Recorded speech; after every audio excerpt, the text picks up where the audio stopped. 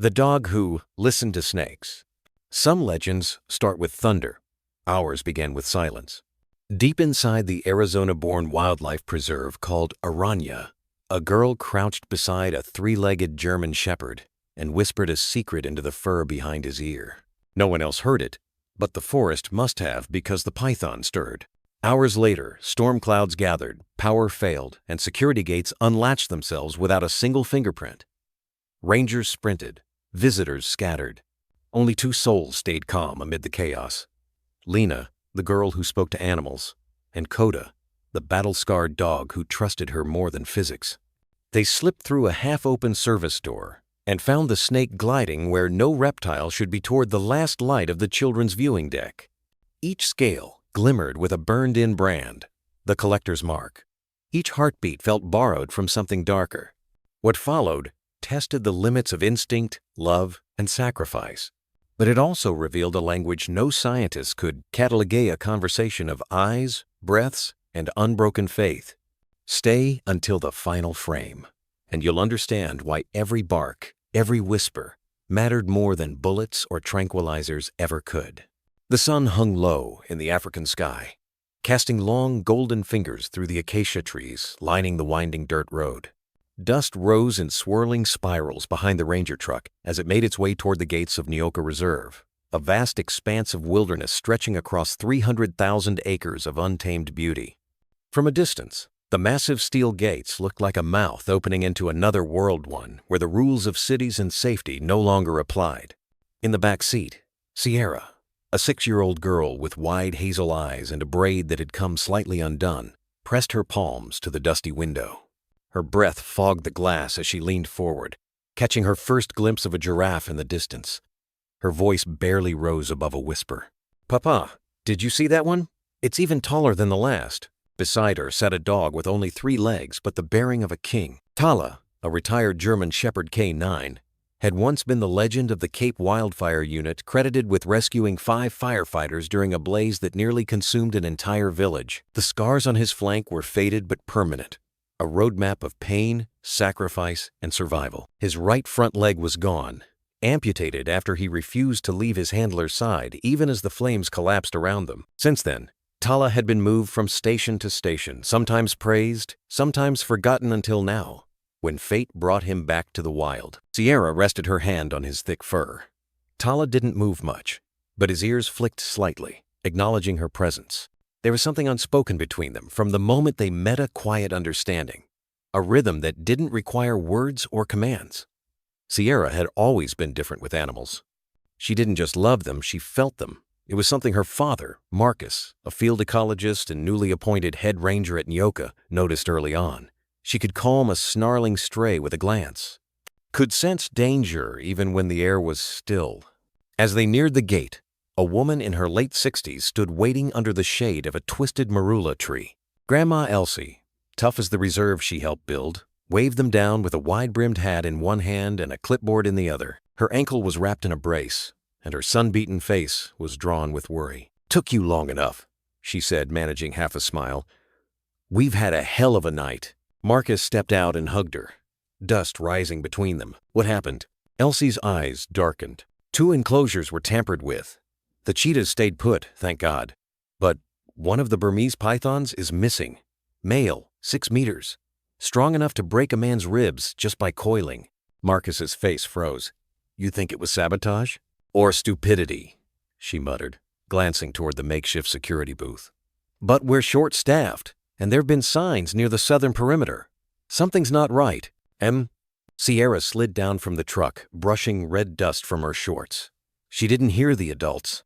Her eyes were fixed on the reserve beyond the gates and the golden grass, waving like ocean tides, and the distant calls of birds that didn't exist in any petting zoo. Tala jumped down beside her, his landing firm despite the missing leg. Sierra didn't flinch. She turned and whispered, "We'll find it before it finds someone." Tala's ears perked up. Elsie tilted her head. "That girl of yours still has the gift?" Marcus sighed. "She's always had it. I'm just praying this place won't put it to the test." They drove further in, the truck bouncing over the uneven track. To the left, an injured sable antelope limped across the road. On the right, a pair of hornbills squabbled in a baobab tree. Tala didn't bark, didn't lunge, simply watched, analyzing, remembering. Even after retirement, he remained vigilant. The main office sat atop a small rise overlooking the inner compound and medical facility. As they arrived, a fresh group of rangers was unloading crates vaccines, tranquilizer guns, netting while radio chatter filled the air with tension. Inside the office, Sierra wandered toward a large wall map. Her fingers traced the winding river line, the elephant migration trails, the aviary dome. But her hand paused over an enclosure marked reptiles, high security. It had been circled in red ink.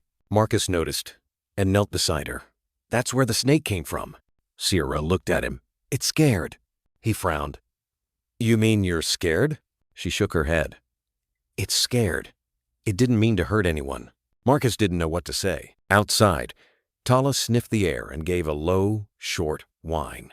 His head turned toward the western fence, lined the wind shifting. A moment later, the sound of a distant engine echoed, followed by static through the radio. Unit 2 to base. We found a broken panel. Blood on the ground. Looks fresh. Marcus stiffened. Elsie grabbed the radio. Stay put! We're coming to you! But Sierra's eyes remained fixed on the map. Her little finger moved downward, tracing a narrow footpath that led through the research zone and toward the open bush. That's where we'll find it, she said quietly. Tala let out a deep breath. He was ready. The enclosure at the end of the vet wing was quieter than the other. No sounds of barking, no restless pacing, just the slow, deliberate thump of a tail against the floor. Lena hesitated at the doorway. Her fingers curled tightly around her father's sleeve. Her eyes scanned the room until they settled on the figure in the corner. There, lying with a kind of regal stillness, was Coda. His coat, once jet black and fire-patterned with tan, had faded to a mix of silver and ash. One of his hind legs was missing the stump, neatly healed, wrapped in memory rather than gauze. His ears twitched at their arrival, but he didn't rise. He simply looked, and that look, calm, calculating, aware, was the kind that stopped even the most talkative child in their tracks. Lena let go of her father's sleeve and stepped forward. Her father, Jonah Brooks, said nothing. He knew better than to interrupt moments like this. He had seen Coda in action years ago, back when the dog still ran like a shadow through the forests, saving lives, sniffing out danger. Back when people whispered his name across departments like a ghost story they hoped was true. Lena knelt, slowly, and Coda lifted his head with the air of an old soldier acknowledging a visitor. She extended a hand not straight to him, but palm down, letting her presence speak before her words did. He sniffed, then, with a deep exhale that almost sounded like resignation, nudged her hand gently. Hi, she whispered. I'm Lena. The corners of Coda's eyes softened, and he gave one small thump of his tail. Jonah smiled faintly, watching his daughter. The stories hadn't prepared her for this.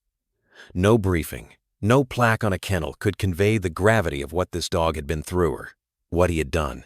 Coda had once led a rescue mission into a collapsing mine in Utah, crawling through narrow shafts with no light, finding 3 workers pinned beneath rubble. He'd barked 3 times 3 survivors. The rescue team had trusted his bark over their scanners. Months later, during the Granite Hollow wildfire, he and his handler had refused extraction. A group of trapped hikers had radioed their position before contact was lost. Coda burned. Limping had led the team to them through fire and smoke. But that was the day his career ended. A falling beam crushed his hind leg. He didn't whimper, didn't cry, just lay there beside a terrified child he'd shielded with his body until they were pulled out. After that, he disappeared from public view. People said he'd been put down. Others said he'd been quietly retired to a facility out of state. The truth was simpler and sadder. He was sent here, to Neoka Reserve, to heal, or to be forgotten. But Coda never forgot. And neither did Jonah. Is he okay? Lena asked, her voice tentative. She was still holding Coda's gaze, like trying to read a story written in the folds of his brow. He's been through more than most humans, Jonah said. But yeah, he's okay. Coda shifted, struggling to sit up on his 3 legs. He made no sound, but the effort was visible: the stiff shoulder, the slight tremble in his core. Lena instinctively moved forward to help, then stopped, unsure if she was allowed. Coda looked at her, gave a short, patient huff. "You can help him," Jonah said softly. Her hands reached under Coda's chest and gently braced him as he rose. He didn't lean on her, didn't need to, but he allowed it. And for a dog like Coda, that was its own kind of trust. He stood, proudly, 3 legs and all. Then, without cue, he walked a slow circle around Lena, sniffing, inspecting, reading her with senses sharpened by fire and fear and time. When he was done, he stopped beside her and pressed his head gently against her side. Lena blinked, overwhelmed. "He chose you," Jonah said. The words didn't register at first. Lena looked up, her eyes wide. "What?" "Coda doesn't do that. Not with anyone. Not since the fire. He hasn't bonded with a single person. But you, I think he sees something." She looked down at Coda. He wasn't just a dog. He was a story, a scar, a living echo of pain and purpose and persistence. She didn't know why he trusted her. She only knew that the moment he touched her, something inside her stilled, like 2 frequencies aligning in silence. "Can I stay with him a while?" Jonah nodded. "Yeah, I'll be just outside." As her father stepped out, the door clicked softly behind him. Lena sat on the floor beside Coda. The old dog circled once more, then settled beside her, breathing slow and steady. She ran a hand gently through his coat. "I have nightmares," she said softly, not expecting a response. "Of thunder. Of places that feel too loud. Mom says I talk to animals better than I talk to people." Coda didn't move. "But that's okay, right? You're kind of the same, huh?" Coda let out a long breath through his nose and nudged her knee with his head, then rested it there. No words, just warmth.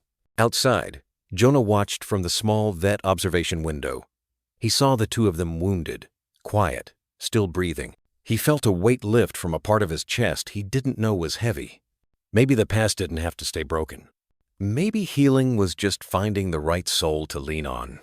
Even if that soul walked on 3 legs. Darren's boots scraped against the concrete as he stepped into the operations shed, flipping open the old clipboard with one hand and rubbing the bridge of his nose with the other. The hum of the generator buzzed low in the background, too low. Something wasn't right. The air was thick with heat, not just from the African sun outside, but from tension. His team, 2 younger rangers, an electrician flown in from Nairobi, and Dr. Halima from the veterinary unit stood in a half circle around the flickering touchscreen display mounted on the wall. Lines of data pulsed erratically. 3 enclosures breached, Darren said, tapping a finger against the screen. "And don't tell me this is just wear and tear."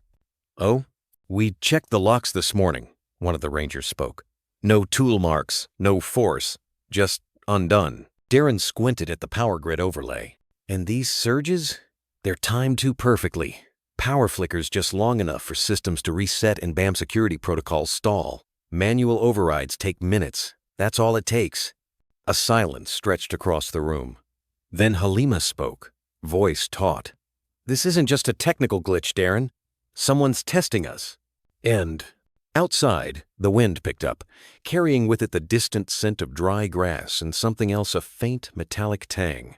Lena, crouched just beneath the open window, pressed her back to the wall, heart pounding. She had followed her grandmother there, trailing a few meters behind before the grown-ups filed into the shed. She wasn't supposed to be there.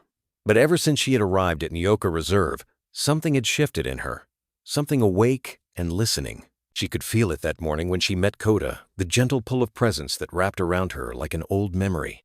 The way he looked at her, 3-legged and grizzled, as though they'd known each other in another life. Her fingers still remembered the warmth of his fur. Inside the shed, Darren's voice dropped to a gravelly whisper. "Someone is inside the reserve. Maybe more than one. This isn't amateur work." "Poachers?" the younger ranger asked. Darren shook his head. "Number? Poachers cut fences. They don't manipulate power grids." Lena's stomach turned. She stepped back, just as the old metal spade leaned against the wall clattered to the ground. Inside, voices stopped. Then footsteps. Lena darted around the side of the shed and ducked behind a low bush, breath caught in her throat. She didn't wait for anyone to call out. She ran. That night, the reserve was unusually quiet. Even the lions had settled without their usual roars, and the air had cooled into a silence that pressed against skin. Lena lay awake on her cot inside the guest quarters, blanket up to her chin, Coda curled on the floor just beside her like a guardian shadow. She reached out slowly and let her fingers rest gently on the fur between his ears. The scar tissue there was rough and uneven, a remnant from the fire. He twitched slightly in sleep, whimpering. Lena whispered, "It's okay." I hear it too. Because she did. It started as a low hum, barely audible. Then it grew a howl, long and drawn out, carrying across the darkness. But it wasn't from the wolves in the northern enclosure. This sound was deeper, more ancient. It threaded through bone and heart. Coda stirred instantly, rising on his 3 legs like a soldier summoned to the front. His ears pricked toward the window. Lena sat up, lips parting. "What is that?" Another howl, closer now. Then silence again. Coda turned his head toward her, eyes glowing in the faint moonlight as if asking, "Did you feel it too?" Down the hallway, a door creaked. Grandmother Yara appeared, wrapped in a shawl. Her eyes met Lena's through the open door. "You heard it?" Yara asked softly. Lena nodded. "It wasn't a wolf." Yara didn't respond right away. She walked to the window, stared out across the stretch of wilderness beyond the gate. The same gate Darren said had new locks installed just last week. She didn't say it aloud, but her silence spoke volumes. Something had walked the reserve that night. Something that didn't belong behind any fence. Lena climbed out of bed and moved to the window beside her grandmother. Coda followed, his breathing calm but focused. Across the field, beyond the low boundary lights, 2 yellow eyes glinted for a second, then vanished. The sun had barely crested the low ridgeline beyond Yoka Reserve when the humming of a battered land cruiser stirred the stillness. It coughed its way up the gravel path toward the main lodge, its dusty frame wobbling slightly on uneven suspension. A single figure sat at the wheel, back straight, eyes focused, silver hair pulled into a no-nonsense braid. Her name was Ruth Velt, and to anyone who'd known the bush long enough, she was both a legend and a warning. Lena saw her before anyone else. From her perch near the shaded veranda, where she and Coda often spent mornings watching warthogs shuffle past, Lena perked up at the familiar rattle of the old truck. The girl stood slowly, careful not to jostle Coda's resting form. His ears twitched, nose lifting to catch a scent he hadn't smelled in 3 years. Then he moved not with speed, but with purpose. The Land Cruiser rolled to a stop in front of the main station. The door creaked open. Out stepped Ruth. She wore worn boots, a canvas field coat 2 sizes too big, and a wide-brimmed hat that had seen more sunrises than most men would live to witness. Deep lines etched her face not from age, but from exposure, decision-making, and silence held too long. Her hands bore calluses from 100 tranquilizer darts, stitched wounds, and hard-won miracles. "Is that really you?" Darren's voice came from behind Lena, surprise mingled with relief. "I didn't expect you till next week, and—" "I came early," Ruth replied without ceremony. "Heard about the python. Thought you'd need someone who knows what a real constrictor can do." Lena stepped forward, her heart thumping strangely. Ruth's gaze dropped, softening. "And you must be Lena," she said, walking slowly toward the child. "You've grown bones and questions, I see." "I've heard about you," Lena said. "Coda remembers you."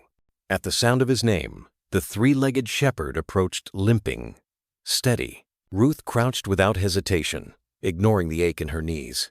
She ran her hand gently along the side of his head, stopping at the scar that split just above his eye. "Still breathing, eh?" she whispered. "That's more than most." Coda pressed his snout against her palm. For a second, the air shifted, the years dropped away, and Ruth wasn't a grandmother, and Coda wasn't broken. They were partners again, in dust and in danger. There had been wildfires, floods, poachers. Once, a mine collapse that took 3 men and nearly Coda. He'd gone in anyway. She'd stitched him up with trembling hands, soaked in blood and adrenaline, whispering, "Not yet, boy, not yet." Darren stood behind them, watching quietly. Then, clearing his throat, he gestured toward the quarantine barn. "The python's secured. But something's wrong with it. I've never seen one act like this." "How so?" Ruth rose, her joints creaking. "It hasn't moved in 2 days. Barely breathes. Eyes open. Heart rate slow. Too slow. But no sign of injury." Ruth nodded, falling into old instincts. "Show me." As the group walked, Lena fell in step beside her grandmother. "You worked with Coda during missions?" she asked softly. Ruth glanced down at the girl. "He carried me through places maps forgot. And when fire chased us down a canyon, he turned back after I'd already crossed tow, pulled a trapped ranger by the shirt collar. Dragged him out even after the flames clipped his own leg." Lena looked at Coda, who walked beside her, head low, tongue hanging. "He's not just a hero," she whispered. "He's still watching." Ruth smiled faintly. "Some dogs are made to guard more than gates. They carry memory. They remember what others forget." They reached the barn. Inside, the Burmese python lay coiled in an unnatural stillness. It didn't strike, didn't even flick its tongue. Its body, massive and patterned in a sheen of bronze and charcoal, pulsed slowly like an engine idling under heavy fog. "Something's wrong," Ruth murmured, placing her gloved hand near the glass. "It's not tranquilized?" "No," Darren said. "We haven't dosed it since the transfer from customs. But this thing, it doesn't blink. It just stares."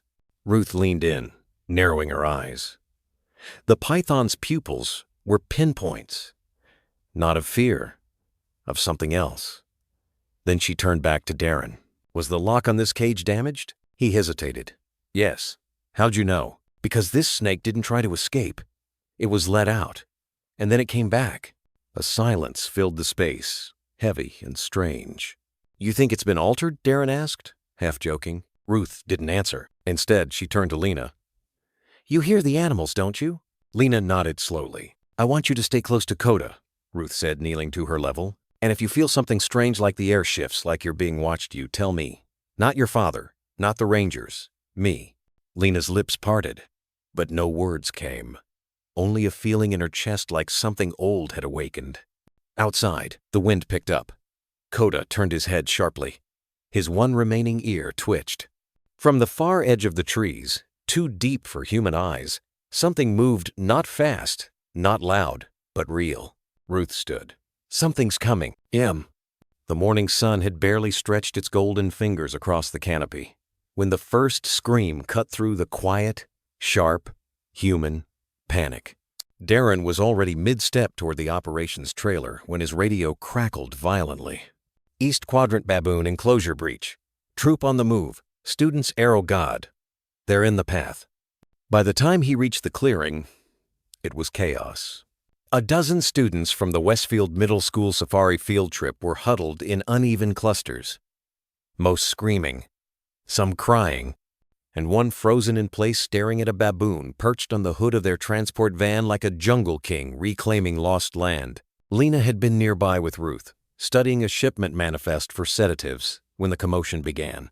She felt it before she understood it, a strange shiver in her chest, like the energy of the animals had ruptured. Coda, who had been lying silently near her feet, stood with unexpected swiftness, head lifted, nose flaring in the direction of the baboon calls. He didn't bark. He didn't growl, but his body turned taut, like a veteran feeling a battlefield shift. "Something's wrong," Lena whispered. Without permission, without waiting, she took off toward the east side. "Lena," Ruth shouted after her. But the girl was already gone, running through the narrow trails between holding fences and tall grass, her feet guided more by instinct than orientation. When Lena burst into the open, what she saw didn't match what the others were screaming about. Yes, the baboons were loose, a dozen or more, but they weren't attacking. They were unsettled, agitated, as if something else had disturbed them first. Then she spotted her, a baby baboon, no more than a few months old, clinging to the leg of a toppled trash bin, eyes wide with paralyzed fear. A student had dropped a metal lunch tin nearby that now reflected sunlight harshly into the infant's eyes. It wasn't the crowd or the noise she feared. It was the light, the unfamiliar angles, the strange movement of a world beyond wire and order. "Don't move," one of the rangers yelled. Another raised a tranquilizer gun. "No," Lena shouted, her voice surprisingly sharp for someone so small. The ranger turned, startled. "It's standard." She's not attacking. She's scared. The ranger hesitated, but didn't lower the weapon. Then Coda stepped forward. He didn't lunge. He didn't bark. He simply approached slowly, deliberately, as if each step was measured in memory. Perhaps he remembered his own fear when flames licked at his paws that night 3 years ago, or the quiet touch of a medic's hand when they removed the debris pinning his hind leg. Coda crouched beside the trash bin, eye level with the baby baboon. He let out a single soft chuff. Not a threat, a greeting, an acknowledgement. And in that unlikely moment, Lena moved beside him. She dropped to her knees, keeping her hands flat and open. "It's okay," she whispered. "You're not alone." The baby trembled, blinking furiously. But something in Lena's presentious stillness, her tone unlocked a thread of trust. Slowly, cautiously, the infant released its grip on the bin and shuffled toward her. One tiny hand stretched out, touching Lena's finger. A breath passed through the crowd. A hush, sacred and fragile. Then Ruth arrived, breathless but wide-eyed. "Well, I'll be damned," she muttered. "That's not training. That's blood." The baboons, as if released from an invisible tether, began returning on their own, called back by something primal. Their troop was safe now. Their child was safe. Darren finally reached the scene, face red with adrenaline. "How did they get out?" he barked. "Show me the lock." The rangers led him to the enclosure. The gate was intact. No scratches. No pry marks. But the digital locking mechanism had restarted itself at 2:17 a.m., just as the power logs had registered a sudden 3-second surge. "System reboot," murmured one tech, tapping his tablet. But the external grid was stable, another added. Nothing tripped. No storms. No tampering. Lena overheard and frowned. "That's not supposed to happen, is it?" "Not unless someone wants it to," Darren muttered, almost to himself. Back at the ranger cabin, Ruth tended to the baby baboon in a side room lined with warm towels and a basket of fruit. The infant had already latched onto a plush giraffe Lena had given her, its tiny heartbeat slowing into calm. Ruth poured a glass of water for Lena and set it down beside her. "That was brave," she said simply. Lena looked up, uncertain. "But the others still looked angry." Ruth smiled. "Adults get angry when the world slips out of their control. Doesn't mean you were wrong." Coda lay at the threshold, watching them both, his breathing steady, his missing limb folded beneath him like it had never left. As the afternoon light shifted into amber, Darren called an emergency meeting. "We're not dealing with a fluke," he said, voice low but commanding. First, the python arrived with no proper papers. Now this glitch. Either someone inside this team is asleep at the wheel, or someone out there wants our animals to be exposed. No one spoke. Outside, Lena stood silently beneath the old acacia tree where the troop had gathered earlier. She traced her fingers along the bark. It felt warm, alive, almost listening. That night before bed, she drew the baby baboon in her notebook, curling up beside Coda's sleeping form. She didn't know why, but something deep inside told her this was only the beginning. And somewhere in the reserve, a motion-activated camera blinked awake then powered off again, unprompted. The sun sagged low behind the acacia trees, staining the sky in burnt gold and rust. A warm breeze swept across Nyoka Reserve, rustling the tall stalks of bamboo at the edge of the reptile-holding pens. From a distance, the grove shimmered like a curtain of jade in the dying light. But Ruth didn't admire the view. Her eyes were narrowed, her steps slow and deliberate, boots crunching on the mulch. She stood still, now listening. Something had moved. A whisper, not of wind, a shift of mass. Heavier than a bird, too smooth to be a monkey. She unclipped the radio from her belt, thumb hovering over the call button. "Darren," she said, voice low but firm. "I need you at the bamboo grove near the southern paddock." A pause, then static. "What's going on?" Darren's voice crackled through. "Bring a spotlight. I think we have a breach." She clipped the radio back and took another step forward, gently pushing aside the feathery tips of bamboo. The grove closed around her like a cathedral of green, thick trunks, blotting out the remaining light. She scanned the earth imprints, irregular and dragged. She crouched, fingertips brushing the soil. The marks weren't hoof prints, nor paw. They were too wide, too smooth, like something had undulated through here recently. Ruth's breath caught. She knew this signature. She'd seen it before. "Zaya," she whispered under her breath, using the Burmese name they'd given the newly smuggled python nearly 12 feet long, scarred from her time in trafficking crates, and more cunning than anyone had prepared for. Zaya was gone. Ruth stood abruptly, spine stiff. The python's enclosure had been reinforced that morning, triple-checked after the baboon incident. The gates had been secured. No visible faults. Yet something had gotten her out. The silence in the grove thickened, heavy, like a held breath. Then a whispering rustle. Low, wide, left of her. She spun toward it. Nothing. But the hairs on her arms prickled. She was being watched. Somewhere in the reeds, an intelligence lurked. Not human, but not blind instinct either. A presence. Predatory. Patient. "Ruth, I've got the lights," Darren called from behind, boots pounding up the path. She didn't turn. "Keep your voice down," she snapped, sharper than she meant. Darren slowed, then stopped beside her, hoisting the floodlight. He aimed it toward the thicker part of the grove and clicked it on. Bamboo stalks lit up in silver streaks. But what made Ruth flinch wasn't the plants. It was the trail. A clear path, flattened through the underbrush, and, at its center, an empty shed gate. "She's out," Ruth said. Darren swallowed. "No one passed the outer cams, no gate logs, nothing. That snake didn't walk through walls. Something or someone let her out." They exchanged a long, silent look. For a moment the sounds of nyoka crickets, rustles, a distant call of a hyena seemed to fall away. Ruth suddenly felt the weight of unseen eyes, as though the reserve itself had become a silent spectator. "Let's sweep the perimeter," Darren said finally. "We'll track the path." Ruth nodded. But inside, a deeper unease took root. This wasn't just an escape. It felt like the beginning of something layered, orchestrated. Zaya had vanished without a trace. No broken lock, no witness. And behind that slither in the bamboo was a question bigger than a snake. What wanted her free? Morning broke slow and heavy, as if the reserve itself was reluctant to wake. A thin mist curled over the low enclosures, softening the outlines of trees and fences. Somewhere, a lion coughed in the distance, low and guttural. But within the staff compound, the silence was unusually thick. Lena sat cross-legged on the edge of the wooden deck, her sketchpad propped on her knees. She wasn't really drawing, just letting her hand move while her eyes stared past the wire fence toward the East Grove. Her pencil scraped absently, rhythmic like breathing. Coda lay nearby, motionless but not asleep. The German shepherd's eyes were open, trained on the horizon. His ears twitched every few seconds. Not toward a specific sound, just small jerks, as if catching something inaudible to anyone else. "Hey," Lena said gently. "Coda, want breakfast?" The question usually earned a nudge or a tail wag. Not today. He didn't move, didn't blink, just breathed, shallow and slow, like a statue with a pulse.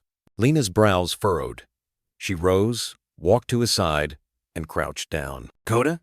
Still nothing. Then he stood up, slow and stiff, took 3 steps away from the food bowl Darren had set out earlier, sniffed the air once, then growled not loud, but low, a warning under his breath, not meant for her.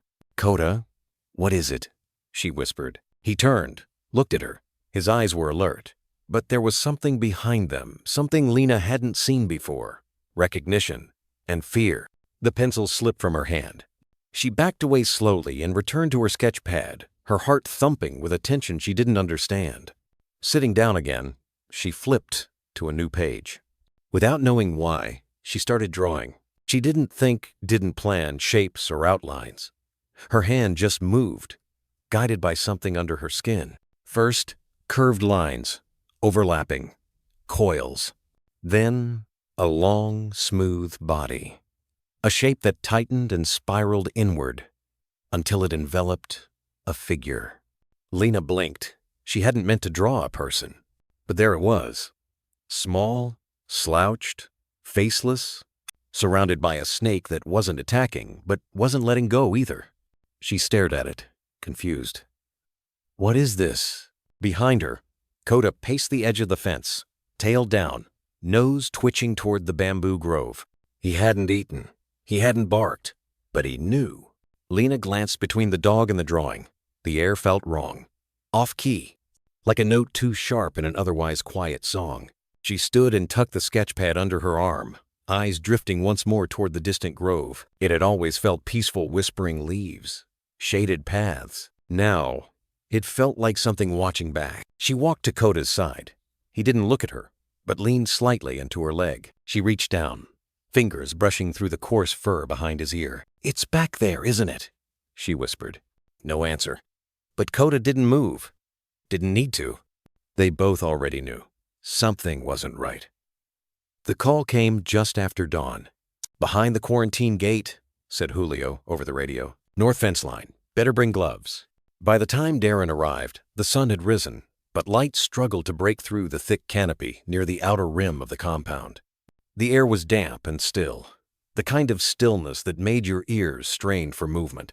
Ruth was already there, crouched in the underbrush, latex gloves tugged tight, jaw set.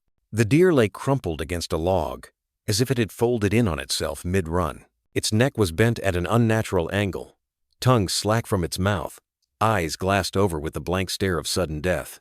But there was no blood trail, no signs of a struggle, just silence. "What the hell?" Darren murmured. The fur around the throat had been flattened into bands, each one distinct. Rings, constriction marks. "Leopard?" he asked, crouching beside her. "We've seen one crossing the hills last month. Could have slipped down." Ruth didn't answer right away. She examined the bruising with her fingers, brushing away a fly that had landed near the mouth.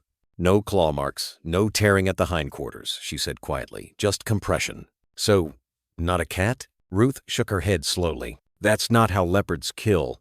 They suffocate, yes, but with teeth, and they don't leave meat untouched. This one hasn't been fed on." She glanced toward the tall grass, the line of bamboo further back, her eyes narrowing. "It's like it was killed just to be left here." A twig snapped behind them. Both turned. It was Lena. She stood at the edge of the brush, barefoot, her sketch pad held against her chest. Coda was beside her, pressed close to her leg, tail still. Darren straightened. "Lena, you shouldn't be here." But she didn't seem to hear him. Her gaze was locked on the deer. Ruth watched as the girl stepped forward, quiet as mist. She crouched and placed a hand gently on the animal's flank. Not afraid, not curious, like she was listening. After a moment, her fingers moved to the neck, to the deepest bruising. She didn't flinch. "It didn't scream," she said softly. Darren's brows knit. "What?" Lena looked up, her eyes unusually calm. "It knew it was coming." Ruth felt something cold crawl up her spine. Coda whined a low, uncertain sound. "Lena, let's get you back to the house," Darren said, more gently this time. But the girl stayed where she was. "This isn't the last thing it will take," she whispered. "It's just the first." Ruth crouched next to her, voice low. "How do you know that, sweetie?" Lena turned the sketchpad around. On the page was the same deer, same position, same twisted neck, and around it coils. Long and looping, drawn in charcoal, too precise to be imagined. Darren paled. He looked at Ruth. "She's been having dreams," he said. "Drawings, too. The dog's been acting weird." Ruth didn't answer right away. She was watching the forest edge, where the shadows pressed close. The bamboo leaves rustled softly without wind. "I don't think we're dealing with something outside the fence anymore," she said. It happened at 12:03 a.m. No alarms, no forced entry, no signs of disturbance, just the soft, unmistakable click of a lock, disengaging in the dead center of the night. Darren stared at the playback for the third time. The infrared footage from the enclosure corridor flickered in grayscale. At first, all seemed quiet, empty hallways, sleeping animals behind reinforced glass, temperature readings, stable. Then, frame by frame, the sliding cage door, Unit 7, unlocked itself. The lock indicator light blinked from red to green. No movement near the keypad, no human contact, no gloves, no bypass tools. And when the motion sensors replayed from above the keypad, there was nothing. No one there. His technician, Emilio, rubbed his temples and leaned back in the creaky office chair. "I've run diagnostics 3 times. It's not a glitch. The locking mechanism physically disengaged, but logs say no one authorized it." "No one's keycard?" Darren asked. Not even yours. And prints? None. Darren frowned. What was inside Unit 7? Emilio clicked through his terminal, then paused. Bora skewed 2 weeks ago, from the poaching raid. 9 feet long, she's still there. You're sure? I double-checked 10 minutes ago. Darren exhaled, running a hand down his face. Check the other cameras. See if it happens again tonight. Set a live trigger alert on anything that moves in that corridor. You think someone's testing us?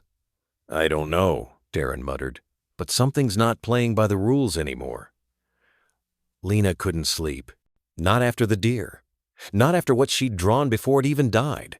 She sat in bed, knees tucked to her chest, the corner of her sketch pad bent under her fingertips. Another drawing had begun to appear on the page, earlier one she hadn't intended. This time, it was a door, metal, slightly ajar. A long shadow spilled out from the crack. Coda, who'd been lying at the foot of her bed, suddenly perked up, his ears tilted forward, his nose twitching in quick jerks. Then a low, almost inaudible growl. Not hostile, more warning. Lena slid from the bed. Coda didn't need to lead her. He simply moved to the door, stared back once, and padded into the hallway. The compound after hours was a different world. Gone was the hum of voices, the clatter of boots and feeding trays. Even the animals seemed to hold their breath. As she followed Coda past the darkened enclosure bays, her bare feet soft on the cold tile, she noticed the flicker of emergency lights overhead just bright enough to outline the sterile, hollow passageways. Then she heard it. A soft whine. Coda had stopped. He stood directly outside the veterinary lab, fur bristling, his posture rigid, not barking, just watching the door. A low, pulsing growl rolled through his chest, constant. The lab door was closed, the kind with a magnetic seal, only openable by staff ID. Lena stepped closer. Coda? The dog didn't respond, eyes fixed on the handle. She followed his gaze. There. A faint glow. The access pad next to the door blinked red, then green. Click. The door unlatched, slowly. No hand on the other side. Just air. Thick, unmoving. The door didn't open all the way. It stopped an inch shy, as if whatever was inside had decided that was far enough. Coda lunged. Not forward, but sideways, placing his body between Lena and the crack. His hackles raised, head lowered. His tail wasn't wagging. It was stiff as a branch. Lena didn't move. Inside the room, she could hear something. Not breathing, not footsteps. A faint rustle like scales against tile. Then silence. When Darren arrived 15 minutes later, called by Emilio's emergency ping, he found Lena sitting on the floor beside Coda, the lab door still ajar. What happened? He asked, crouching beside her, glancing at the access panel still green. He wouldn't let me go in, Lena said softly. I think something was already in there. Something that shouldn't be. Did you see it? She shook her head. Just heard it. Darren stood, walked to the edge of the door, and slowly pushed it open wider. Empty. But the temperature inside was wrong. Cold, like a fridge had been left open for hours. And there were marks. Smudges across the floor, serpentine in shape leading from the back wall toward the cage in the center. The cage was closed, but the latch was undone. He looked back at Lena, who was now flipping through her sketch pad with trembling fingers. She stopped at the new drawing, the lab door, the shadow creeping out. At the bottom of the page, drawn without her knowing, was a handprint. But it wasn't hers. And it had no fingers, just coils. The air hung heavy that morning, not just with the weight of approaching storm clouds, but with something more ancient, more primal, a kind of silence that came before teeth sank into flesh. The humidity clung to skin and fur alike, and even the birds, normally riotous at dawn, had gone still. Lena stood by the observation deck railing, watching the horizon as a curtain of dark clouds crept over the jungle canopy like a predator stalking its prey. Far off, the low rumble of thunder sounded less like weather and more like a warning. Monsoon's rolling in early, Darren muttered, appearing beside her with a clipboard tucked under one arm and his jaw clenched tight. Sweat clung to his temple, though the heat hadn't changed. We've got maybe 2 hours, tops. In the distance, the trees swayed unnaturally, not from wind, but from some deeper rhythm. The animals had sensed it long before the humans did. The tigers wouldn't leave their dens. The macaws refused to squawk, and Coda, ever alert, paced in tight figure eights near the gates, his ears trained toward the reptile wing as if something there whispered only to him. Inside the main hub, radio static hissed and crackled as staff scrambled through checklists. Keys clinked. Boots stomped. The word protocol became a chant, but beneath it all, rumors slithered like shadows behind glass. Someone had whispered about the baboon escape being too clean. Another said the python hadn't escaped, it had vanished. No tunnels, no tracks, just gone. Ruth. Darren called over the radio, pressing the earpiece hard against his skull to drown out the interference. I need a final sweep on enclosure block C before lockdown. Reptiles especially. That Burmese hasn't turned up, and I don't want anything slithering loose during this storm. There was a short delay. Then came the reply, Ruth's voice, seasoned like leather but unshaken. Copy. I'll take it from here. Send someone else to the aviary. I know what I'm looking for. Lena's heart leapt. She shot Darren a hopeful glance. Let me go with her. No, he said firmly, not unkindly. This isn't a tour, Lena. We've got a storm coming and too many variables out of place. M's friend. I'm not a kid. I helped with the baby monkey. This isn't about helping. His eyes softened for a second, almost imperceptibly. It's about keeping you alive. Before she could protest again, he added, Stay inside. That's an order. Lena watched him turn and bark orders to another ranger, swallowed her words, and clenched her fists. Somewhere in her gut, a tightness pulled the same feeling she got in her chest when her drawings turned darker without her meaning to. Outside, Ruth zipped up her weatherproof jacket, eyes scanning the sky. Her boots sank slightly in the softened earth as she moved toward the reptile complex. Coda whined lowly and tried to follow, but Lena caught his harness just in time. He let out a frustrated chuff but didn't resist. His body remained tense, every muscle alert. She'll be okay, Lena whispered, more to herself than the dog. But Coda didn't blink. As the clouds deepened and the first drops fell like whispered omens, Ruth entered the silent hallway of the reptile wing. Rows of terrariums lined the walls, glass fogging with humidity. Each housing creature's bred to be silent, still, and deadly. She paused at the quarantine tank, the one that was supposed to house the python. Empty. Not broken. Not tampered with. Just unlocked. Her lips pressed into a line. She moved slowly, deliberately, checking each enclosure. Cobra. Monitor. Even the harmless tree snakes. All accounted for. Except one. Then she heard it. A rustling. Not of leaves, but of breath being held by something too large to hide behind bamboo. She turned, flashlight sweeping across the room, landing on nothing. Darren, she said into the radio, but static answered. I've got signs of movement behind the containment corridor. Something big. Nothing. She took a step forward and paused. The hairs on her arms rose. There was a scent, faint but sharp. Not musk, not rot. Copper. Blood? She lifted her walkie again just as lightning split the sky, casting the room in violent white for a heartbeat. And in that flash, for just a second, she saw a shape too long, too fluid, coiled high above the lights. Then, darkness. Back at the hub, the power flickered. Lena looked up from her sketchpad. Her hand had drawn without her permission again a snake, impossibly large, with human eyes in the coils. Rain lashed the windows like fingernails. Somewhere in the compound, a gate slammed. Coda growled low in his chest, his body rigid. He turned toward the outer corridor and ran. Wait, Lena called, chasing him into the hallway. Lights sputtered overhead. The emergency beacons had kicked in, casting everything in a ghostly blue hue. Coda skidded to a halt at the vet lab door, the one Ruth had said was always kept locked after hours. He barked once, sharp and commanding. The lock clicked open. By itself, Lena's breath caught. She looked down. Coda stood between her and the door, hackles raised, eyes fixed on the shadow inside. She reached for the handle, and the lights died. The rain had already begun whispering against the window panes when Lena slipped her sketchbook under her mattress. Thunder growled low, distant but growing closer. Overhead, the ceiling fan trembled from the gusts outside. blades ticking unevenly like a slow heartbeat. Koda was already pacing near the supply closet, his nose twitching, ears trained toward the far end of the hallway. His body was tense and not fearful, but alert, as if some instinct older than language had kicked in. The lights flickered once, twice, then held. Lena moved quietly, her breath shallow. She had grown used to disobedience since her father's death. Not the rebellious kind, the necessary kind. The kind that lives in the space between silence and urgency, where children grow up too fast and animals seem to know too much. She unlatched the narrow supply closet door.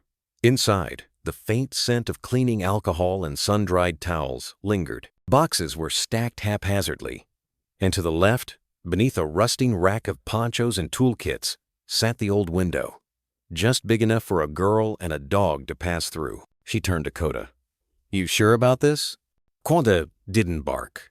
He just stared at her with those deep amber eyes. He had always been the quiet kind, the kind that watched first, spoke last, and moved only when something needed to move. She trusted that. Her fingers trembled slightly as she worked the latch. It had rusted along the bottom, but with a little pressure, it gave. The window opened inward with a reluctant creak. Outside, wind lashed through the palms, their fronds slicing through the air like desperate arms. The storm had not yet arrived in full, but it was close. Smells of wet earth and ozone filled her lungs. Koda jumped first, landing with a soft thud. She followed, her boots sinking slightly into the muddy ground. The campus lights were dimmed to conserve power, and shadows swirled with each gust of wind. In the distance, the faint orange of the reptile pins glowed like a dying fire. "She's out there," Lena whispered, brushing wet hair from her eyes. "I can feel it." They moved in silence, dodging through maintenance sheds and low brick walls, past aviaries already shuddering from the wind. A power line crackled overhead as it swayed unnaturally. Somewhere, a parrot shrieked. Lightning illuminated the sky, revealing the massive perimeter fencing that lined the reptile sector. And beyond it, movement. Just a flash. A figure hunched low, walking with purpose, partially hidden beneath a drenched poncho. "Ruth," Lena breathed. The ground sloshed underfoot as they picked up speed. Koda kept pace, never once veering from her side. When they reached the edge of the medical wing, Lena ducked behind a row of water tanks and caught her breath. The rain had arrived in earnest, now hard, urgent, relentless. Her clothes clung to her skin. Her breath came in sharp pulls. But she didn't stop, because something was wrong. It wasn't just the python's disappearance, or the locks opening without prints. It wasn't even the carcass of the deer. It was everything together, the silence behind the noise, the way Koda's ears twitched at things no one else could hear, the way her own dreams had started to bleed into daylight. She could still see the sketch she made 2 nights ago, a long, coiling shape wrapped around a faceless figure. The eyes were hers, though, her own. And somehow, she hadn't realized until later. The wind whipped through a gap in the corridor, lifting a loose tarp and revealing the side entrance to the reptile house. Lena ran. Inside, it was dark. Backup power hummed weakly, just enough to keep the air system running. A trail of boot prints led deeper inside fresh, waterlogged, and alongside them, paw prints. Wide, reptilian. Koda sniffed the floor, let out a low rumble. Not fear, warning. "Come on," Lena urged, pulling her flashlight from her jacket. Its narrow beam danced along the wall stanks, empty now, most of them, except one. The python's enclosure. The glass was still intact, but the hatch ajar. Lena's breath caught. She stepped closer, the light revealing a set of metal latches hanging loose on their hinges. Not snapped, not forced, just open, like someone had invited it out. That's when she heard it. Not hissing, not slithering. Breathing. From the far end of the corridor, past the indoor feeding area, just beyond the observation bench. Koda tensed again. His growl deepened. Then a voice. "Lena?" It was Ruth. She turned, flashlight swinging, and saw her grandmother emerging from the shadows, soaked head to toe, machete slung on her hip, eyes wide. "What in God's name are you doing here?" Ruth asked, but her voice held no anger, just urgency. and something else relief. I had to find you. I knew something was wrong. Coda did too. Ruth's gaze flicked to the dog, then to the enclosure behind her. "You're not wrong," she muttered. "I was double-checking the hatch on enclosure 12 when I heard it." "What?" "The python. Not moving, watching. I swear, Lena, I couldn't see it. But I knew. There's something off about this animal. Something. Patient." A long silence fell between them, broken only by the wind howling through the ventilation ducts. Then, a noise. Soft. Wet. Like something dragging across tile. Behind them, both turned. But there was nothing there. Only the trail of water they'd left. Or so it seemed. Lena reached for Ruth's hand. "We have to go," she whispered. Ruth nodded. As they turned back down the hallway, Coda paused. His hackles rose again. But this time, he didn't growl. He just stared into the dark eyes, narrow, body still. Like whatever it was staring back. And it wasn't done yet. The air was thick with the scent of wet soil and something older like moss and breath and memory. Rain lashed sideways across the sanctuary grounds. Wind slicing through palm fronds like invisible blades. Lena stumbled over a root hidden in the dark and nearly fell, her soaked sneakers sliding in the mud. Coda was beside her in an instant, steady and silent. His coat drenched, tail low, ears alert. His presence was the only steady thing in this storm. She gritted her teeth. "Ruth," she whispered, though the wind made her voice vanish. "Ruth, where are you?" Lightning fractured the sky overhead, and for a second, the whole world turned white. Then came the bark. It wasn't Coda, not yet. It was a sharp, distant sound. A woman's cry, maybe. Lena didn't wait. She took off running toward the sound, feet slipping, hands flailing for balance as puddles splashed up to her knees. Coda shot ahead of her, nose low, his muscles coiled with urgency. They found Ruth collapsed near the greenhouse's southeast corner, half covered in mud and fallen banana leaves. Her khaki shirt was torn at the sleeve, her radio broken at her side. One boot was still on, the other dangled uselessly from her hand. Her ankle, even in the dimness, was swelling at an unnatural angle. "Ruth." Lena dropped to her knees. "Are you?" "Quiet," Ruth rasped, reaching out to grip Lena's arm. "It's still near." Coda froze. His entire posture shifted the subtle, quiet warning of a dog who had sensed something ancient and wrong. He stood between them and the dark mass of reeds at the edge of the clearing, a low growl building in his throat. Ruth swallowed hard, her face pale and streaked with rain. "I followed the trail from the reptile pen. There were drag marks in the mud. Heavy, fresh. I thought I could, but it was too fast." "You saw it?" She nodded once. "Only the tail. It was bigger than we thought. Much bigger." Lena felt a chill that had nothing to do with the rain. She helped prop Ruth up, sliding an arm around her shoulder. But the woman hissed in pain. "Ankles shot," Ruth muttered. "We need help." Lena pulled out her own radio, fumbling with the wet plastic. Static. Nothing but static. The storm had swallowed the signal whole. Then Coda barked. Not the playful yip of curiosity or even the short huff of warning. This was a deep, resonant burst of alarm that shot through the clearing like a flare. Lina's head snapped up. Behind the reeds, something moved. A shimmer. A coil. Lightning struck again, a brilliant white line that tore across the sky. And in that flash, Lena saw it. 2 eyes. Unblinking. Fixed. Cold as glass. They glowed faintly, not with light, but with a sheen like oil on water. They were too high off the ground. The python was rising, uncoiling, its head lifting like the arc of a question that had waited too long to be asked. It wasn't just big. It was monstrous. Lena's breath caught, her limbs locked, as if her bones remembered something her mind did not. There was no noise from the creature. No hiss or rustle, just the ceaseless pounding of rain and the rasp of Ruth's breath beside her. Coda barked again, this time backing toward Lena, placing himself directly between the girls and the reeds. His hackles were up now, his body a wall. No command needed. "Back up," Ruth said weakly. Slow. But Lena couldn't move. Her fingers clutched Ruth's shirt. The python hadn't advanced. It simply watched. Then came the sound. Not from the snake, but from behind it. A door slamming. Metal on wood, somewhere deep in the sanctuary. The python turned its head slightly. It heard it too. Then, as suddenly as it appeared, the creature melted back into the reeds. No panic, no rush, as if it owned the jungle, as if it had simply been curious.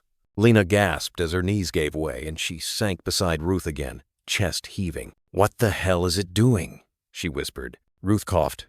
"Not hunting, not feeding." "Then why?" "It's watching, learning." They sat in silence for a long moment, letting the rain soak them through. Coda kept his position, his growl fading only when the reeds stilled once more. His eyes never left the place where the serpent had vanished. Lena finally found her voice. "We have to tell Darren. The snake's out. It's thinking." Ruth nodded, wiping mud from her forehead. "He won't believe it. Not unless we bring proof." Lightning cracked again. And in that flash, far off near the quarantine pens, another door swung open seemingly by itself. The storm howled like a wounded beast. Rain lashed sideways, drumming against leaves and steel like angry fists. The scent of ozone saturated the air, thick and metallic. Wind whipped through the trees, twisting the world into a blur of movement and noise. And in the middle of its stillness, Coda stood braced, a black shadow against the chaos, fur-soaked and clinging to his body. His growl rumbled low, primal. Behind him, Lena knelt beside Ruth, who clutched her ankle, face pale and jaw clenched in pain. "I was following the trail," Ruth gasped through clenched teeth. "It doubled back. The snake, Lena. It's still." But her voice cut off as a sudden movement sliced through the reeds. There was no warning. The python exploded from the underbrush with terrifying speed, a flash of muscle and hunger. For a second, it was just motion-wet scales gleaming in the stormlight, mouth open wider than thought possible. Coda lunget. The snake coiled around him mid-air. It was like watching a rope made of flesh wrap around a living soul. Lena screamed. The sound ripped raw from her lungs. Coda hit the ground hard with the serpent already wound tight around his ribs and hind legs. The impact shook the earth. Rain splashed upward. The python constricted, its girth monstrous sac pulse of pressure pressing tighter, tighter. "Coda!" Ruth's scream was sharp and desperate, but her hands were useless. She clawed at the mud, dragging herself forward by sheer will. Lena couldn't move. She could hardly breathe. Her heart pounded in her ears, louder than thunder.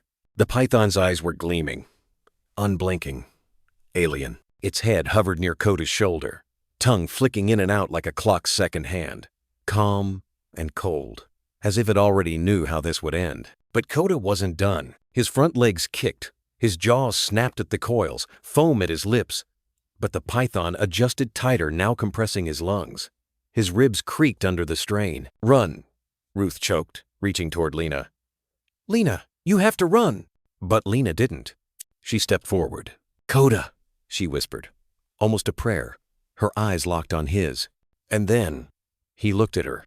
Through the suffocating coils, the pressure, the pain, Coda found her face. His pupils locked on hers. That gaze didn't beg, didn't plead. It simply said, "Now, while I still can." It was not a farewell. It was a command. Lena stepped closer. The python hissed, sensing her movement. Its tail twitched, a flick of irritation. Coda growled again, as if daring it to look away from him. "I'm not leaving you," Lena whispered, voice trembling but fierce. She picked up a rusted hoe from the gardening shed's fallen wall its edge, blunt but solid. Her hands were shaking so violently she could barely hold it. But she raised it high above her head. Coda kicked. The snake shifted its head just for a second. Lena zwung. The hoe came down hard against the base of the python's skull. The sound was sickening, a dull crack, but it didn't kill it. The python reared back, flinching, and uncoiled partially from Coda's midsection in shock. That was all he needed. With a last heaving breath, Coda twisted and clamped his jaws down on the snake's exposed neck. Blood sprayed into the mud. The python recoiled violently, its massive body writhing like a severed cable. Coda fell free. Chest heaving, sides torn where scales had scraped deep. But he staggered forward again, placing himself between Lena and the serpent. "No," Lena whispered, stepping beside him, the hoe still in hand. Her voice was shaking. "Not alone!" The python hissed again, but its body was weakening. Something in its movement was slower now, uncertain, as if for the first time it realized it could lose. Then came a shout far off. "Darren!" Flashlights, cutting through the trees like swords of daylight. Footsteps. The python froze, then slithered backward into the reeds, melting into the dark like smoke in wind. It was gone. Rain kept falling. Harder now. Ruth was crying not just from pain, from relief, from fury, from the helplessness of watching a child stand against a monster. Coda dropped to his side in the mud, tongue out, chest rising in jerks. Lena fell beside him, hands on his neck, her small fingers slick with rain and blood. "You did it," she sobbed. "You stayed." He looked at her. One slow blink. No whimper. No cry. Just that steady, loyal gaze. The flashlights found them then. Darren's voice called her name once, twice before he dropped to his knees beside Ruth. Other staff rushed in. Someone shouted for a stretcher. Another shouted something about sedatives, about tranquilizers. But it all sounded distant, muffled.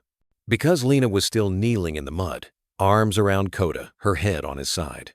And though the storm still raged, in that moment, under the weight of all they had survived, she finally heard silence. Not the silence of absence or fear, the silence of knowing. The rain pounded the earth like war drums. Lightning carved through the canopy in white veins, lighting the jungle in ghostly flashes. The air smelled of ozone and wet decay, like something ancient had awakened beneath the forest floor. And there, in the heart of it, a child stood, no taller than the wounded roots around her, staring into the eyes of death. The python loomed. Its body was a monstrous rope, thicker than Lena's torso, coiled tight around Coda's ribs. His hind legs kicked weakly. His chest barely moved. And yet, he did not cry out. His eyes, clouded with pain, found hers through the rain, still pleading not for himself, but for her. Behind her, Ruth lay sprawled in the mud, one hand clutching her swollen ankle, the other raised weakly in a warning. "Lenano, run!" But Lena did not run. She stepped forward. The world narrowed, thunder muffled by the thudding of her heart. Her feet sank into the soaked earth. Mud sucked at her sandals, but she didn't stop. She barely felt the wind, though it tore at her thin sleeves. Her eyes stayed fixed on the serpent's head, rising just inches above Coda's crumpling form. Its mouth was closed, its tongue flickering like a question mark. In that moment, Lena did not see a monster. She saw something old, something watching. "I know you," she whispered, her voice like the hush before a storm surge. The python's head tilted, almost imperceptibly. "You were there in my dreams," she continued, trembling. "In the dark water. You were wrapped around something. Someone. You didn't kill because you were hungry. You killed because you were angry." Impressed. Her hand rose. Ruth let out a strangled cry. "Lena, no, don't!" But the girl didn't stop. Her palm, small and rain-slicked, hovered just before the snake's skull and then, gently, impossibly, came to rest on the scales between its eyes. It didn't strike. The serpent froze, a sculpture carved of riverstone and muscle. Its tongue no longer flicked. Its coils held taut, but did not tighten further. And then Lena did something no one had ever taught her to do. She named it Thesari, she whispered. The word came not from her mind, but somewhere else deep, old, maybe not even human. "That's your name, isn't it?" Thunder cracked overhead, but the forest felt still. Coda whimpered beneath the coils. His eyes fluttered. "Please," she said to the serpent, "let him go." Seconds stretched. The jungle seemed to hold its breath. Then a shift. The python's muscles relaxed. Slowly, with unnerving precision, it unwound its body from around the dog. Each loop released like the turning of a lock. Coda dropped onto the mud with a wet thud, gasping. His sides expanded once, then again. He was alive. Ruth sobbed behind her, shoulders shaking, but unable to rise. "Oh my God," Oh my God! The python's head lingered before Lena. She could see her own reflection in its midnight eyes, a flicker of a girl she didn't recognize. Braver, older, ancient, almost. The moment passed. Thazari turned, gliding silently into the reeds, vanishing between the curtain of vines, not like a predator retreating, but like a ghost returning to its haunt. Only then did Lena collapse to her knees. She didn't cry. She didn't scream. She just wrapped her arms around Koda's soaked body, pressed her cheek to his, and whispered, "You stayed." His tail thumped once in the mud. Ruth managed to crawl closer, dragging her leg behind her. She wrapped her arms around both of them and pulled them into the hollow of her chest, sobbing not in panic, but in some strange awe. "What did you do?" Ruth whispered. How? Lina didn't answer right away. She stared at her hand, the one that had touched the snake. A faint pattern of scales still tingled on her palm, as if the memory had sunk into her skin. "I didn't do anything," she murmured. "I just remembered." Ruth blinked a hair, confused. Remembered what? But Lena's eyes were already somewhere else, beyond the storm, beyond the jungle, back in that half-remembered dream where everything was coiled, waiting, watching. Where nothing screamed, because everything already knew. From somewhere distant, the wail of sirens pierced the downpour Darren's team, finally tracking the heat signatures. Flashlights flickered in the distance like fireflies converging. But none of that mattered now. Because in this clearing, something had changed. Not just in the jungle, but in the girl who did not scream. And the dog, who never looked away. Rain soaked the earth, like grief being poured from the sky. The blur of headlights cut through the storm like a desperate heartbeat. Darren's voice crackled over the radio, lost in the static and chaos of the monsoon. His boots splashed through mud and bramble, breath-heaving, flashlight beam dancing across shadows until, "There!" someone shouted. They found Ruth first pale, shivering, drenched to the bone. She was clutching her ankle, dirt smeared across her forehead, trying to wave them off. "Lena! Coda behind the greenhouse!" No one hesitated. They rounded the greenhouse in a sprint, the tall reeds parting like a shroud, unveiling a terrible truth. The scene froze them. Lena, small and unmoving, was kneeling in the mud, her rain-slick hair stuck to her cheeks, lips trembling. In her lap was Coda, his black and tan fur soaked, lifeless, wrapped around them like a dark memory. The massive python lay coiled but woozy, a dart protruding from its side. Its eyes, glazed now, still open. Darren's chest tightened as he stepped forward. "Coda!" he breathed. The jungle seemed to hold its breath. "Get the shears," he ordered, voice suddenly sharp. A trembling staffer handed over a pair of heavy-duty pruning blades, ones meant for clearing thick vines and fencing wire. "Not fur, not flesh. Easy," Darren said, crouching beside the dog, whose tongue lolled out at a strange angle. "Don't let it tighten. Just hold the body weight off him now." 3 hands, 4, pressed against the python's body, still warm, heavy with muscle. Darren positioned the blade where the coils looped across Coda's midsection, careful not to cut the dog beneath. One breath. He squeezed the handles. There was a sickening sound, part meat, part rope. The python jerked once, then lay still. Darren tossed the blade aside and yanked the coils off, one at a time, like removing chains from a drowning man. Finally, Coda's chest was visible, not rising, not falling. "He's not," a voice choked. Lena didn't move. She was still cradling his head, whispering over and over, "Don't go. Please don't go. Please don't go." Her words were hoarse, nearly lost in the rain, but each one landed like thunder in Darren's chest. He dropped beside them and pressed 2 fingers to Coda's neck. "Nothing. No," Darren muttered. No, stay with us." He began chest compressions, flat palms over the ribs. The staff circled around, silent, holding umbrellas that barely kept the downpour off. Every few pumps, Darren checked for breath. Still nothing.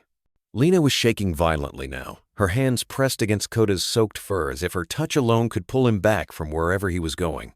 "Coda, please," she hiccuped. "I named you." Thunder cracked.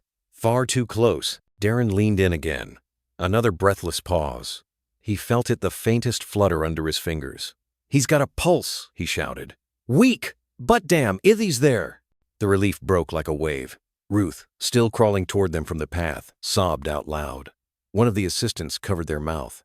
Lena didn't speak. She just leaned lower, burying her face in Koda's neck and clinging like she was holding on to the last thread of a dream. "We need to move him now," Darren said. "No sudden movement. Support the spine." Blankets were laid.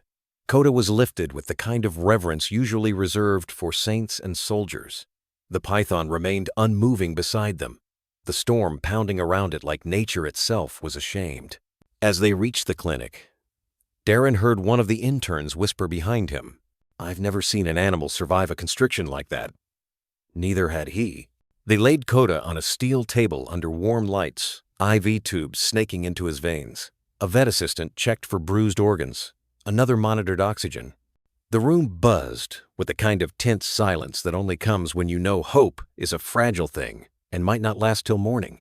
Lena hadn't left his side. She stood barefoot on the wet tiles, soaked sweater clinging to her, hands still resting on Koda's side. She didn't cry anymore. She just watched his ribcage. Every rise was a miracle. Every fall a prayer. Darren approached, careful. "You were very brave," he said softly. She didn't answer, just kept staring at her friend. He tried again. "Lena, what happened out there?" She swallowed. Her voice, when it came, was no louder than breath. "It wasn't just instinct. Koda knew. He put himself between me and the snake. On purpose." Darren said nothing. "He didn't bark until the last second," she continued. "He waited. He was trying not to scare me." Darren nodded, throat thick. "And the python," she whispered. "It wasn't angry. It was like it had done this before, like it was supposed to." There was a pause. "I told you," she added, looking up finally, her eyes red but steady. It knew it was coming. Outside, the storm began to quiet. Inside, the heartbeat monitor beeped slow, but there, still there. The rain had not let up. Water ran in sheets off the roof of the makeshift animal trauma unit, drumming so hard it sounded like a war zone. Emergency lanterns cast a feverish yellow glow over the stainless steel tables and medical crates, their light flickering like the heartbeat of something terrified. Inside, voices collided in hurried, breathless wave sippers, gauze, snaps, sobs. But above them all, Lena's was the only voice that didn't tremble. She stood soaked and shaking beside the gurney where Koda lay unmoving, his fur matted with blood and rain, his chest barely rising, her lips pressed into the soft fur behind his ear, whispering his name like a prayer too fragile to say aloud. "Koda, I'm here. I'm right here." Dr. Anil shouted from across the tent.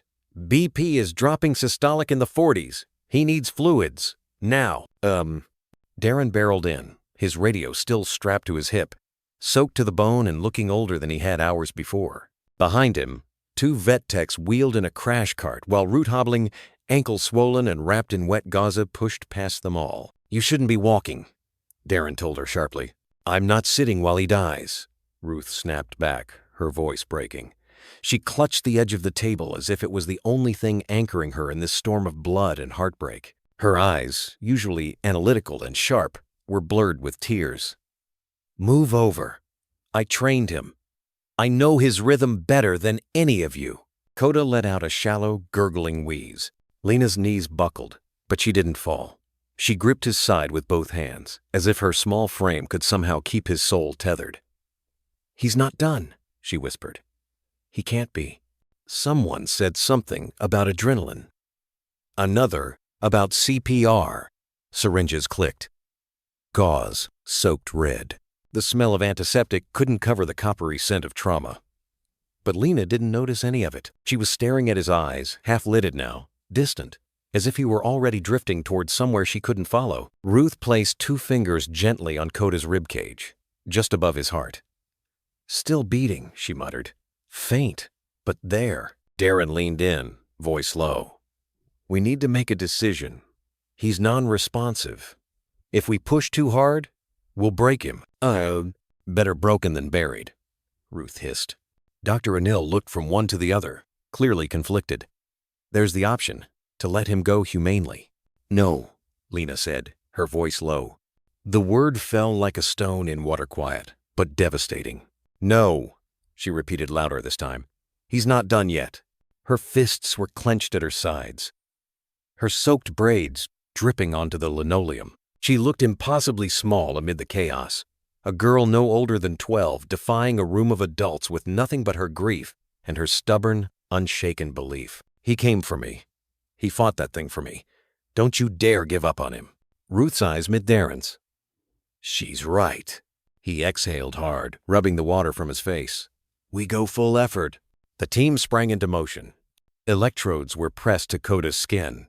A warm blanket was thrown over his body. Someone shouted for the atropine. Another prepared a portable defibrillator. Ruth guided the compressions with one hand while her other gripped the table for balance. Her voice, though hoarse, never wavered. Come on, boy. Remember that drill we did in the field? Heat stroke rescue? You beat it once. You can do it again. Beep, beep, pause. Beep, pause, beep. And then the monitor let out a steady tone soft. But sure, Lena gasped, hand flying to her mouth. Ruth blinked hot. He's stabilizing. Darren muttered something between a laugh and a sob. Stubborn mutt. Outside, the rain lessened to a patter. Not quite done, but merciful for now. Coda didn't open his eyes, but his chest rose a little fuller than before. Each breath was shallow but present, and presence, in moments like these, was a kind of miracle. Lena reached out and touched his paw. It was still cold, but the trembling had slowed. See, she whispered. I told them you weren't done. Dr. Anil knelt beside her, gentler now. He's not out of the woods. But you bought him time, Lena. You gave him a chance. Lena looked up at him through wet lashes, her voice thin. Promise me you won't stop trying. We won't, he said quietly. Not while there's a chance. Ruth leaned over and kissed Coda's temple, then looked at Lena with something close to reverence. He heard you. Somehow, he did. No. Outside, a wind chime hanging from the supply trailer began to ring, catching what little breeze remained. It was a faint sound, distant, but in that moment, it felt like the jungle itself had exhaled. Coda's tail gave a twitch. Lena's face crumpled in disbelief. A sob broke free, no longer one of fear but of gratitude or awe. Wild, full of love. She pressed her forehead to his fur. Here is the complete scene 6. 1. Emergency room in the jungle with the emotional, cinematic tone, word usage, and structure consistent with your top 10 storytelling content and full transcript. Scene 6.1. Emergency room in the jungle. 1,000 words. The downpour had not let up, and neither had Lena's grip. Mud clung to her calves as she ran alongside the gurney. Her fingers knotted into Coda's drenched fur. Every time the wheel of the cart hit a stone or root, his limp body jolted slightly, but there was no resistance, no growl, no breath against her palm. Stay with me, she whispered, voice cracking. Please, stay. And inside the emergency unit, a makeshift structure cobbled together from canvas, generators, and leftover steel from a demolished observation deck. Everything reeked of antiseptic and wet soil.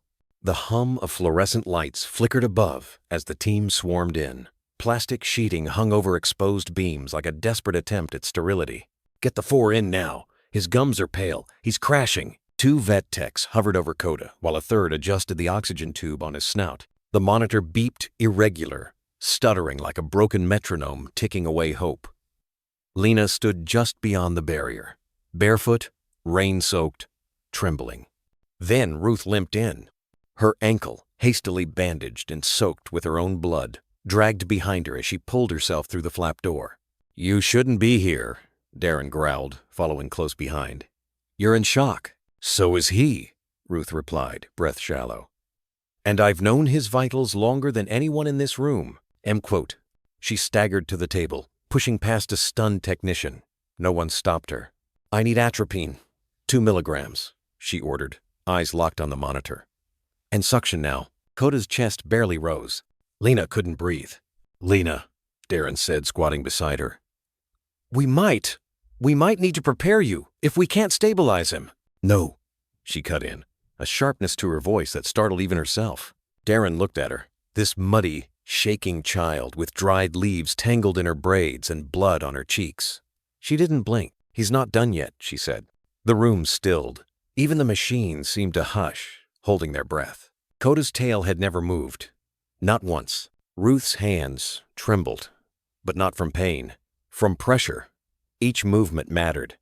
She inserted the second IV, whispered reassurances, not for Coda, but for herself. "He's gone into hypovolemic shock," she muttered. "Internal bruising around the ribs. We need more fluids. And if that heart rate drops under 20... Her voice faded. Lena took a step forward. Then, another. No one stopped her. She reached the side of the table and gently laid her hand on Coda's ear, the only part of him that wasn't tethered to a tube or wire. "I named him," she whispered. "Coda means friend." Ruth's hands paused. "Did you know that?" Lena said, quieter now. "He wasn't even supposed to stay. He was just here for rehab. But he stayed. For me." Tears slipped from the corners of her eyes, streaking the dirt on her face like tiny rivers carving through old earth. "I was the kid who didn't talk," she continued, voice breaking. "Now they can't shut me up. Because of him." A pause. "He's not done yet." Darren rubbed his forehead, as if trying to erase doubt from his mind. "Ruth, we don't have a defibrillator for canines that size. If he codes again, then I'll use mine," Ruth snapped, voice iron. "You're not making that call, Darren. Not tonight." Lightning tore the sky in half just beyond the canvas roof. The jungle held its breath, and the monitor, the erratic, stuttering tones, suddenly gave way to a steady rhythm. Faint, but steady. Lena collapsed to her knees, burying her face in the cot sheets beside Coda's body. His chest rose, just barely, with every breath pumped into him. The color in his gums had started to return. A shade of pink, fragile and alive. "See?" she whispered. "Told you." Outside, the storm began to break. The air still reeked of ozone and wet leaves, but the weight of the rain softened. Darren stared at the screen. "That's impossible." "And..." "No," Ruth said, her shoulders shaking now, not from adrenaline, but release. "That's Coda." They worked in silence after that. Wound flushing, blood work, cardiac stabilization. But it no longer felt like a frantic attempt to beat death. It felt like a pact to protect something that had already chosen to fight for them. Later that night, Lena sat on a crate near Coda's recovery unit, wrapped in a wool blanket, her hair still damp. She didn't speak, just watched the slow rise and fall of his chest. Ruth sat beside her, ankle elevated, sipping coffee from a tin mug. "You were brave back there," Ruth said. "I was terrified." Ruth nodded. "That's what makes it count." Lena looked down. "He didn't make a sound," she said. "Not once. Not even when the python squeezed. He just looked at me, like he knew I'd be there." "You were." Lena reached for Coda's paw through the grate. "I'm not going anywhere," she whispered. And this time, even though it was faint, his paw twitched in her palm. Darkness, then a crackle, a flicker, and suddenly, flames. Orange tongues licking the night, dancing through dry brush and old timber. The world was on fire again. Coda didn't know if he was awake or reliving it, the nightmare he'd buried deep beneath layers of instinct and scars. The scent of smoke wasn't memory, it was marrow. It lived inside him, as real as the phantom limb he never stopped feeling. His paws, both present and absent, moved without command. He was running again, through ash, through hell. Alarms wailed in the distance, but they blurred into the scream of wind and splintering trees. His ears rang from the blast that collapsed Shaft B. The world had been shaking for hours, and he had been moving, always moving, because 11 hearts were trapped below. He remembered the voices first. Hoarse, human, covered in soot and prayers. Their fear had a scent, and so did their hope. He'd led the rescue team through the choke of molten sky, his vest soaked in heat, his lungs burning like kindling. No hesitation, no pause. That wasn't who he was. Back then, he'd still had 4 legs. A metal beam had fallen, split the air like a guillotine. He didn't whimper, didn't falter, just turned and shoved the youngest miner out of its path. The pain didn't register until afterward, when the adrenaline wore off, when the world was quiet and the job was done. He had saved them, all 11, but they never saw what it cost him.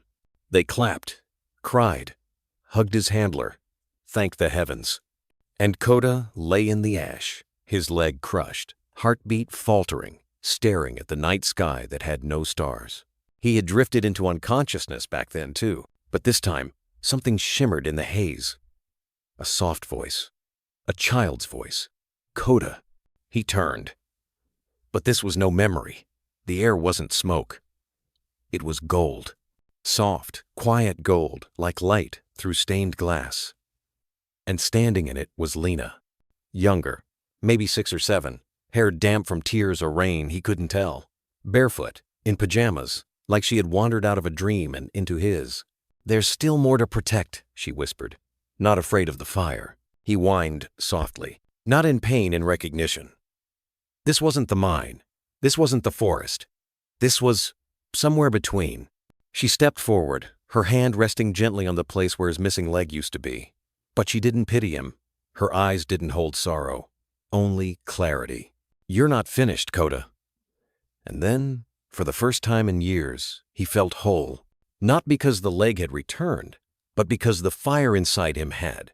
He looked down and realized his paws were strong again, 4 of them, steady against the glowing ground. The fire didn't chase him now. It followed him as if waiting for command. Behind Lena, the smoke parted, revealing images flickering like old reels of film. The zoo's gates, Ruth's face, pale and bruised. The greenhouse door ajar, a python's glistening coil. Lena kneeling in the rain, whispering, "Please don't go." He hadn't. He couldn't. Because this small, stubborn girl believed in him the way no one else ever had. Not as a tool, not as a story, but as family.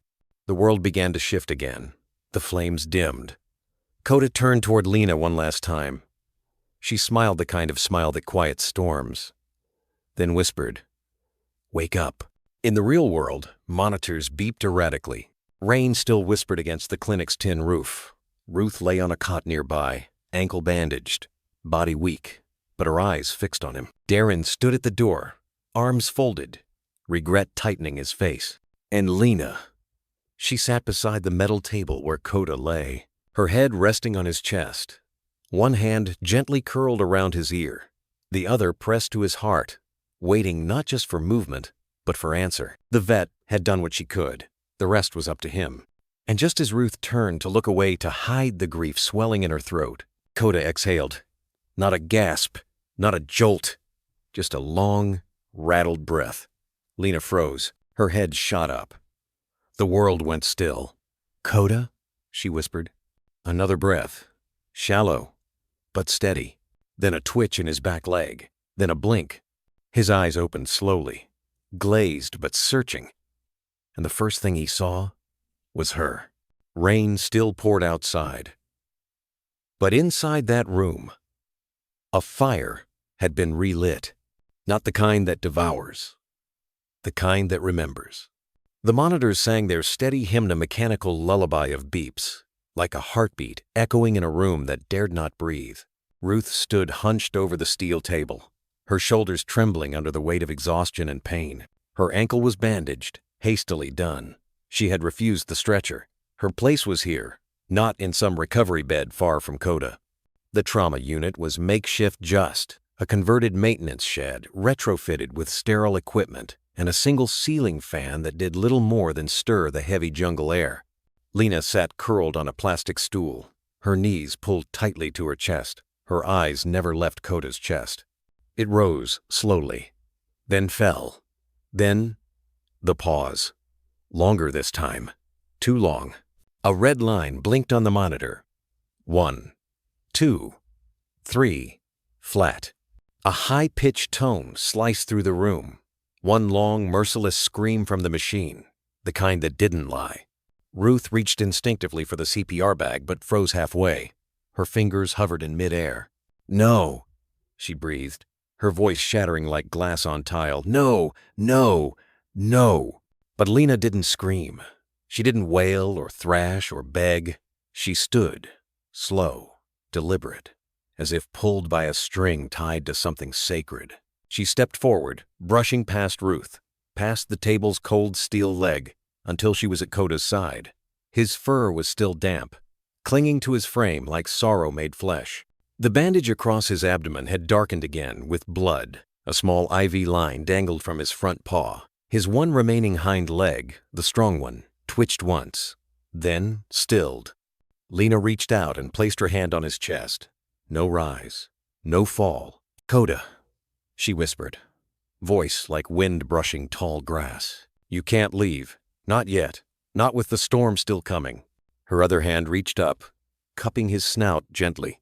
She pressed her forehead to his, closing her eyes. "You didn't run when the fire came. You didn't flinch when the fangs wrapped around you. And you didn't let go when I told you I wasn't afraid. So please, don't let go now." The room held its breath. And then a flicker. Not from the machine, not yet, but from Coda himself. His ear. It twitched. So slight, so impossible. Ruth thought at first it was memory playing tricks. But then came the gasp, a sharp, ragged sound of lungs clawing for air. The machine hadn't caught it yet, but Ruth had. "Coda?" she breathed. Lena pulled back, her hands still resting on him.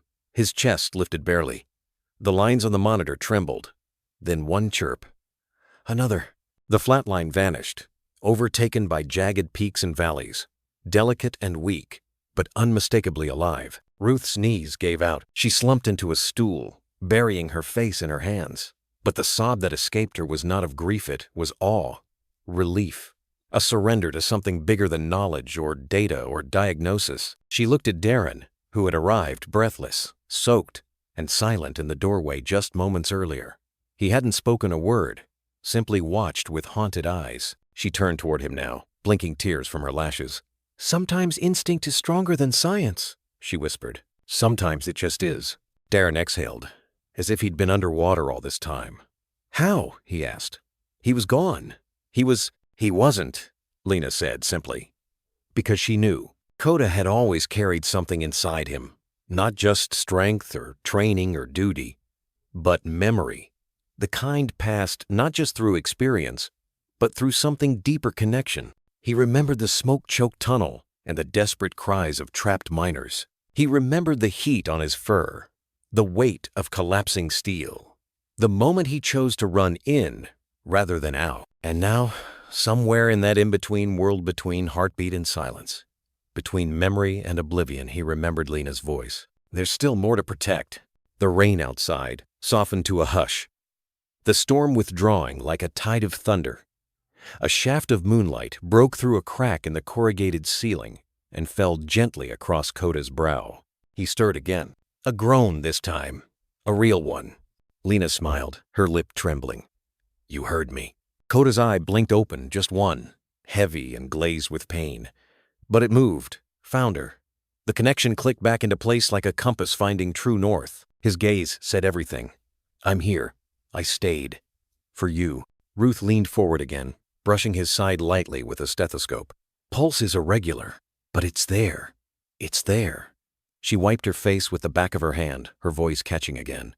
"We'll keep the fluids running," she muttered, already shifting into motion. "Start antibiotics. Real ones. I don't care if we have to airlift from Panama. He made it this far. I'm not losing him to infection." Darren stepped forward and knelt beside Lena. He didn't say anything at first, just watched her cradle Coda's head in her lap like he was made of porcelain and starlight. "I was wrong," he finally said, "about the dog, about what you saw in him." Lena didn't answer right away. Then, softly, she said, "He never needed to be believed, just not left behind."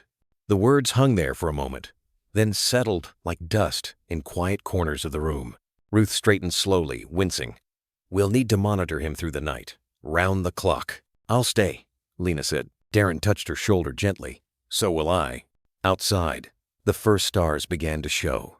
The jungle, battered and bruised from storm and scream, slowly exhaled.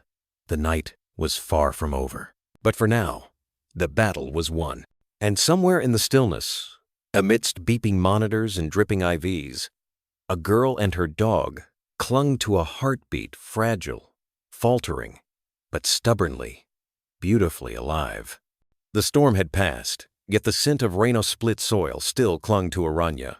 Inside a prefab operations cabin wedged between tamarind trunks and solar towers, Darren hunched over the central terminal. Old servers hummed like distant beehives while lines of access code scrolled across the screen. 3 nights in a row, at precisely 1:14 a.m., Door 3B gateway to the quarantine wing had been manually overridden. His pulse spiked when the digital fingerprint resolved. AMP 0421 Diego Ramos, a tech hire Ruth herself had vetted. Darren printed the logs, sealed them in a waterproof sleeve, and stepped into the recovering jungle, mud squelching beneath his boots. On the veranda of the clinic, Coda lay bandaged but vigilant. Lena sat beside the dog, whispering secrets no one else heard. Darren paused. "He's holding on," he said. "Because he knows someone's still in danger," Lena replied, fierce despite red-rimmed eyes. Inside headquarters, Ruth struggled upright with a walker, ankle grotesquely swollen. Darren slapped the log sheet on the table. "Internal breach same minute every night." "Whose credentials?" "Diego's." Color drained from Ruth's face. Diego had saved a monkey from an electric fence last week. She'd vouched for him without hesitation. Now it seemed the rescue might have been staged. Silence thickened the greeny-painted walls. "We move before he wipes the evidence," Darren said. 2 hours until the next scheduled override. I'll set a silent ping and wait at door 3B. "If he's armed?" Ruth asked. "I'll be ready." Lena pushed the door open. "You're not going alone." "Oh." Darren looked at the girl who'd watched her dog nearly die and still refused to scream. "No," he said at last. "I guess I'm not." Outside, Coda's ears twitched. Even wounded instincts sensed a storm that hadn't ended. By midday, the sky was a dull pewter lid. Ruth suggested a short walk to the butterfly houses, something gentle for Coda's rehab. Lena agreed until Coda froze, hackles rigid. A clearing lay ahead, grass unnaturally flattened. There inert, spotted, regal, even in collapse lay a leopard. A tranquilizer dart protruded from its neck. One eye was glassy, the other half shut in pain. Before Lena could move, Coda positioned himself between girl and cat, tail stiff, gaze fixed not on the leopard but on the surrounding brush. A soft click. Lena turned. A man in safari khaki, camera dangling like a sidearm, stood 20 feet away. He pasted on a reporter's smile. "Name's Mitch. Media. Covering rehab efforts. Didn't mean to startle you." Coda growled, low and seismic. Mitch gestured toward the leopard. "Beautiful, isn't she? Slipped past your perimeter. Lucky I was here." Lena's stare sharpened. The leopard wasn't merely tranquilized. It was over-resedated and traumatized. Claw marks in the dirt suggested a desperate crawl. Then she spotted a black remote half-hidden beside Mitch's boot. "You didn't report this," she said. "I was just about to." A twig snapped. Darren emerged, machete in hand, eyes already condemning. "I knew something was wrong when 2 trackers were manually disabled," Darren said. Then Lena didn't return on schedule. Mitch's veneer cracked. "You can't pin anything on me." Darren knelt beside the leopard and felt its pulse. "She's been pumped full of Zolotil. You wanted her found like this for the shot. You're exclusive." Coda lunged, barking onsa deep, thunderous, inches from Mitch's face. The photographer stumbled, tripped over the vine, and landed hard. Darren snatched the remote and a spare dart cartridge from Mitch's belt. "We have timestamps, gate logs, and a dog who never growls without reason," Darren said. "You'll explain yourself to every board that matters." Mitch's hands shook. He said nothing. The leopard drew a deeper breath. Lena crouched near its head, whispering, "We see you now. We won't let them hurt you again." "Oh." Rain began anew, gentler, rinsing blood and dust from fur and leaves. Coda lay beside the cat as sentinel. Darren realized Aranya's enemy wore khaki, not claws. Evening brought fresh urgency. Back in operations, Darren's silent ping lit up. Door 3B. Override 1 hour 13 minutes and 56 seconds AM. He signaled Ruth and slipped through shadowed corridors to the quarantine sector, Lena at his side despite protests. They hid behind stacked feed bins. A Keo card beeped. Diego stepped through, backpack bulging. Infrared goggles gleamed on his forehead. He typed a code, disabling corridor cameras. Darren emerged, flashlight aimed like a rifle. "End of the line, Diego." The tech froze, then raised his hand slowly. "You don't understand. I understand you're selling access to the collector." Diego's eyes darted. "They have my sister in Bogota. I had no choice." Lena stepped forward. Everyone has a choice. Diego's gaze landed on Coda, limping into view, lips curled just enough to expose a canine. The man sagged. I opened doors, planted trackers. Mitch was just a buyer collector, uses freelancers to stage accidents. But they're escalating. Tonight they'll send a drone convoy for the leopard and the python. How many? Darren asked. 3. They land by the North Bluff at dawn. Ruth's voice crackled over the comm. Transfer Sirocco and the leopard to the underground pens now. Block the Bluff Road. We'll hold until backup. M. Cloud-filtered moonlight saw the preserve transform into a barricade. Jeeps parked sideways, portable flood towers raised, rangers armed with tranquilizer rifles lining the bluff's rim. Lena stayed with Coda and the leopard in the subterranean pen-steel doors 6 inches thick, ventilation only from above. At 4:37, rotor hums cut the silence. 3 drones each the size of a compact car slipped through the mist, landing skids down on the gravel lot outside the north gate. Their cargo holds yawed open, revealing steel coffins trimmed with shock absorbers perfect for smuggling live animals. Darren stepped into the arc of floodlights, shotgun-shelled flare in hand. "Aranya is off-limits," he shouted into the darkness. A voice boomed through drone speakers. "Relinquish subjects. Payment already transferred. Return the money." Darren fired the flare. Crimson brilliance exploded overhead. Rangers illuminated every shadow. A remote Gatling dart launcher swiveled beneath the lead drone. It spat tranquilizer rounds toward the line. Rangers dove. One dart grazed Darren's arm, numbing muscle instantly. Another shattered a flood tower bulb. From the subterranean pen, Lena watched monitors, heart thundering. Coda nudged her elbow, then limped toward the back wall where ventilation bars opened to the bluff. He barked short, urgent. Lena understood. He wanted out.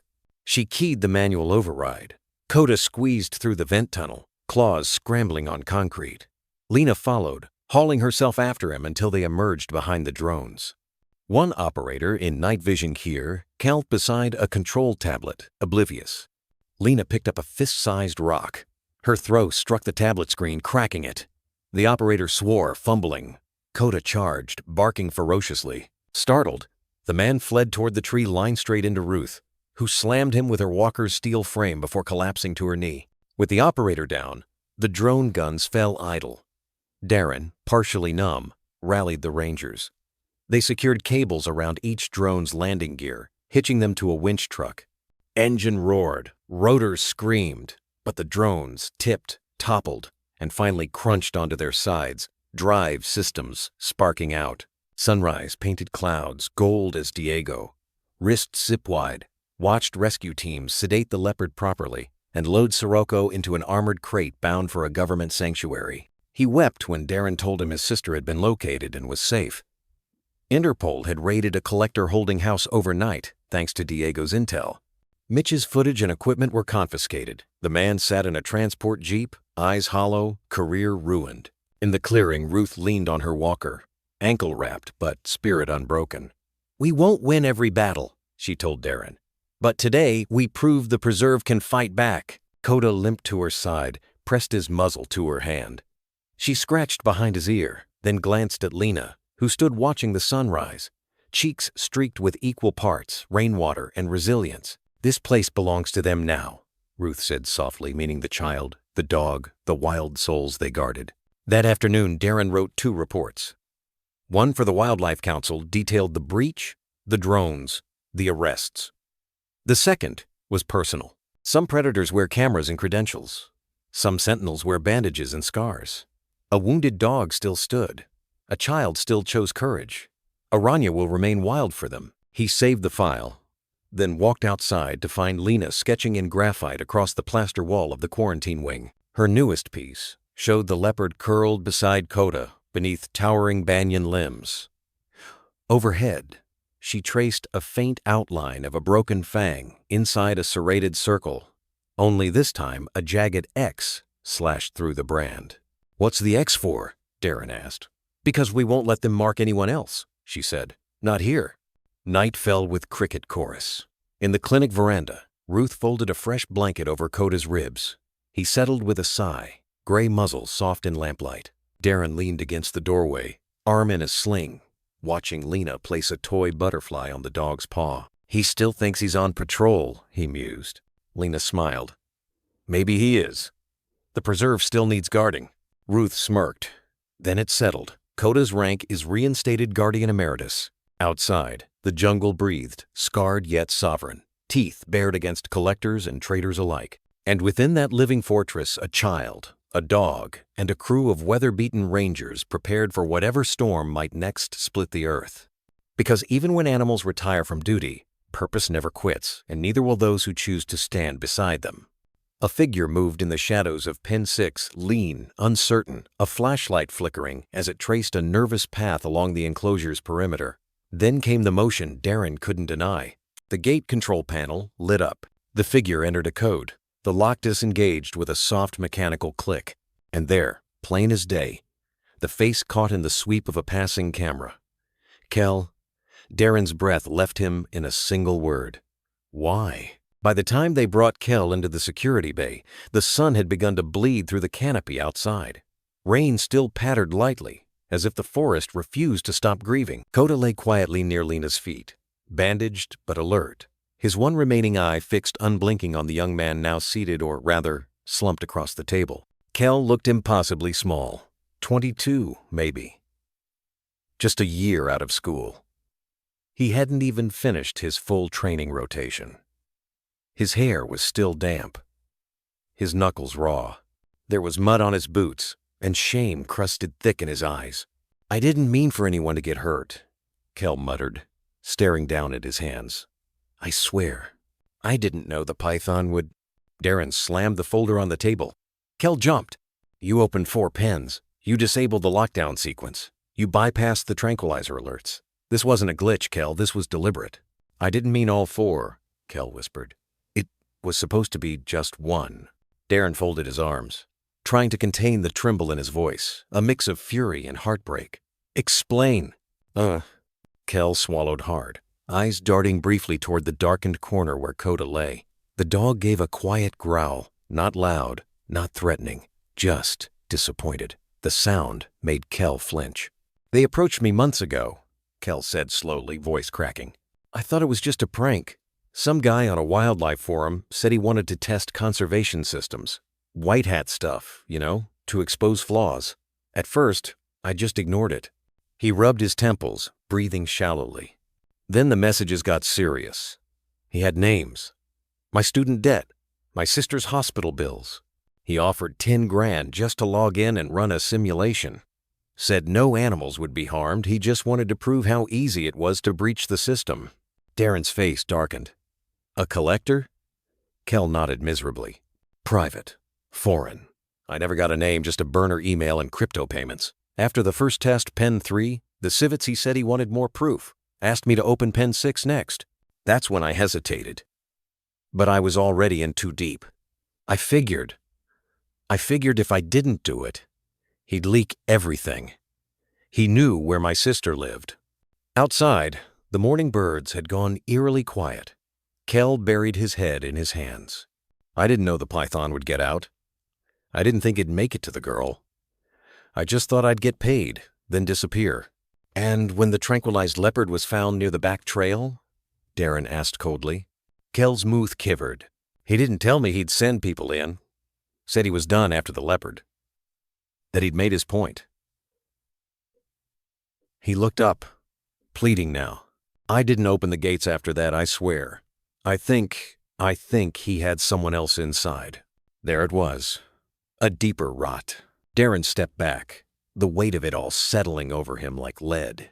For weeks, they'd questioned their own protocols, blamed system errors, debated updating software.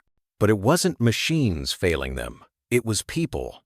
Worse, it was their own. Lena stood silently in the doorway, her small hands balled into fists. Her eyes never left Kel, not with hate, but something quieter, sadder. "How much is a life worth?" she asked softly. Kel turned toward her, startled. "A girl's life. A dog's. A leopard's. Did you ever stop to think about that?" Kel's lips parted, but he had no answer. Darren moved to the desk, picked up the radio. His voice was steel. "Dispatch. This is Darren Falk.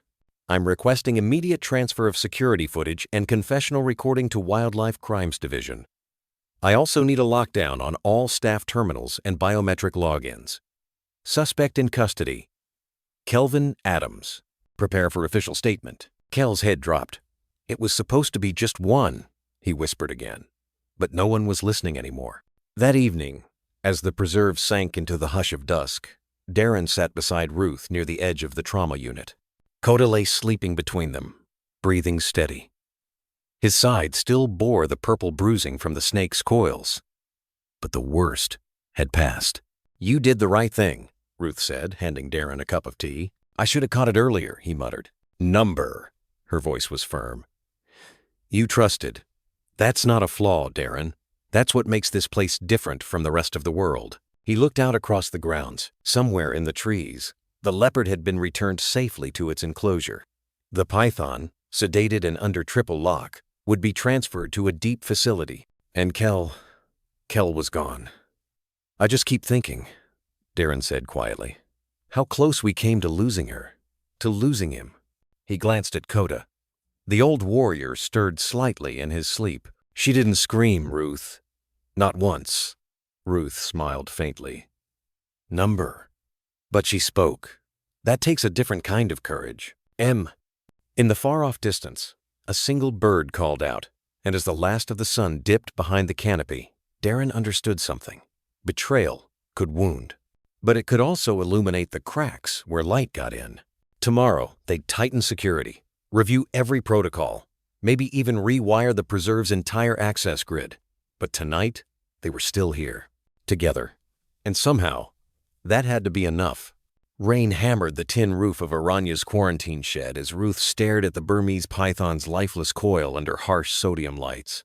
2 rangers had wrestled the reptile's bulk onto the exam table, but Ruth's gaze stayed fixed on a burnt emblem 3 scales down from its head, a serrated circle enclosing a broken fang. She'd seen the brand once before, 12 years earlier in Cambodia, seared into a blood-soaked crate that held a tiger cub with a crushed paw. Back then, local whispers had named its owner the Collector.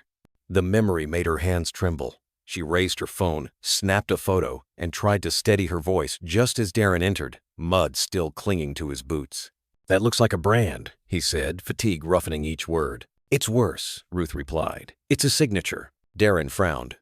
Whose? They call him the Collector, she said. The name seemed to darken the room. Lena, sketchpad clutched to her chest, stiffened. Beside her, retired K9.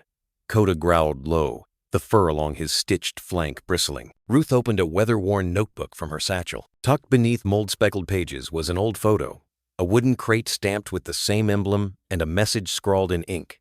If you cage beauty, make sure you own the key. He traffics the rarest animals, Ruth explained. Keeps them for himself. We shut part of his ring down years ago, but he vanished. Oh. Thunder rolled across the canopy. Coda's ears twitched. Then Kel's break-in wasn't simple poaching, Darren muttered. It was a test run. A signal, Ruth confirmed. And now the Collector knows we have something he wants. Just then an intern sprinted in, pale and breathless. Camera 9 to North Bluff, you need to see this. They hurried to the data lab. A security feed showed a drone lowering a small crate onto muddy ground. No address, no note, just the Collector's mark, scorched deep into the wood. Hours later the storm had passed, but dread lingered like humidity. Ruth reviewed biometric logs for the python Sirocco, according to its microchip. Sedatives should have kept it unconscious until transport. Yet at 3:17 a.m., the cage sensors went black. Now the enclosure was empty. Across the clinic, Coda jerked awake from shallow sleep, sniffed the air, and rose stiffly. Lena's pencil fell from her hand as the dog limped to the door, gaze locked on the eastern tree line. Where are you going? She whispered, but he only waited, tail rigid. Ruth's headset crackled. Security breach at the Riverbank large heat signature, Darren reported. Could be Sirocco. Within minutes, Ruth and Darren were combing corrupted camera frames, searching for a pattern. His EEG spiked before he escaped, Ruth noted. Almost as if something triggered a memory of Lena.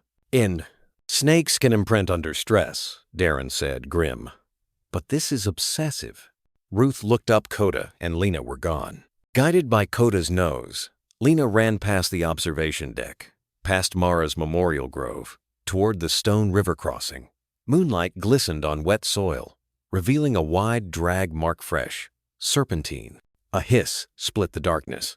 Sirocco slid from 2 fallen logs, vast and uncoiled, the brand near its shoulder gleaming like an unhealed wound. It raised its head, tongue tasting Lena's scent. Coda stepped in front of her, shoulders squared, but the python didn't strike. Instead it swayed, mesmerized recognition in reptilian eyes.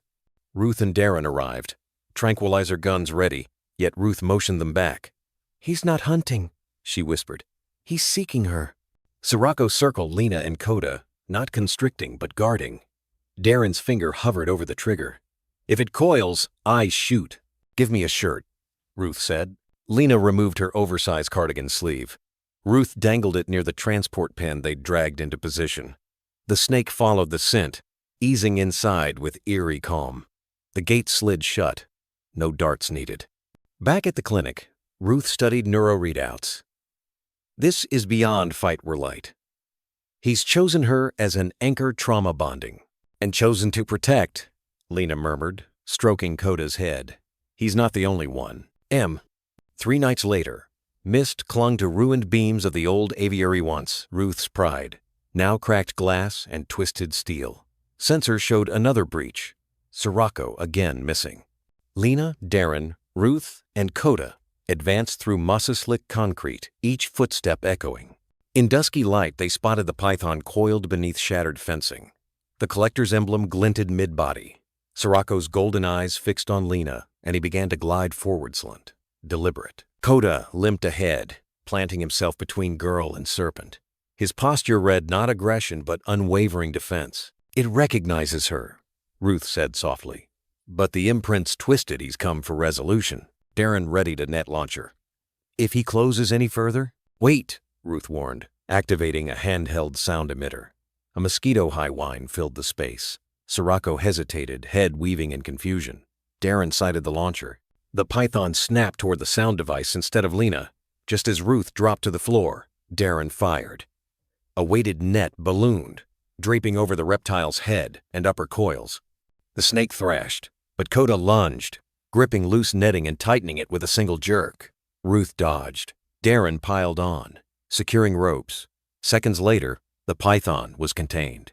Lena knelt beside Coda, burying her face in his wet fur. "You're no shield," she whispered.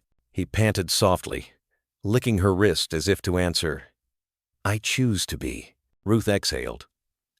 No rank fits what he just did. At dawn, an emergency convoy from the International Reptile Sanctuary rolled up the preserve's access road. An armored Kratier's wood painstakingly inspected for hidden trackers awaited Sirocco's final transfer. But before the convoy could load, a ranger shouted, "Package at the south gate!" Another drone-dropped crate. Same brand, same silence. Darren pried the lid. Inside lay a sleek black receiver and a single preserved snake, scale-shimmering bronze, the collector's mark etched on its underside. Attached was a cryptic line. Phase 2 approved. Guardian verified. "He's taunting us," Darren growled. "Or testing," Ruth said, colder still. Guardian. Coda?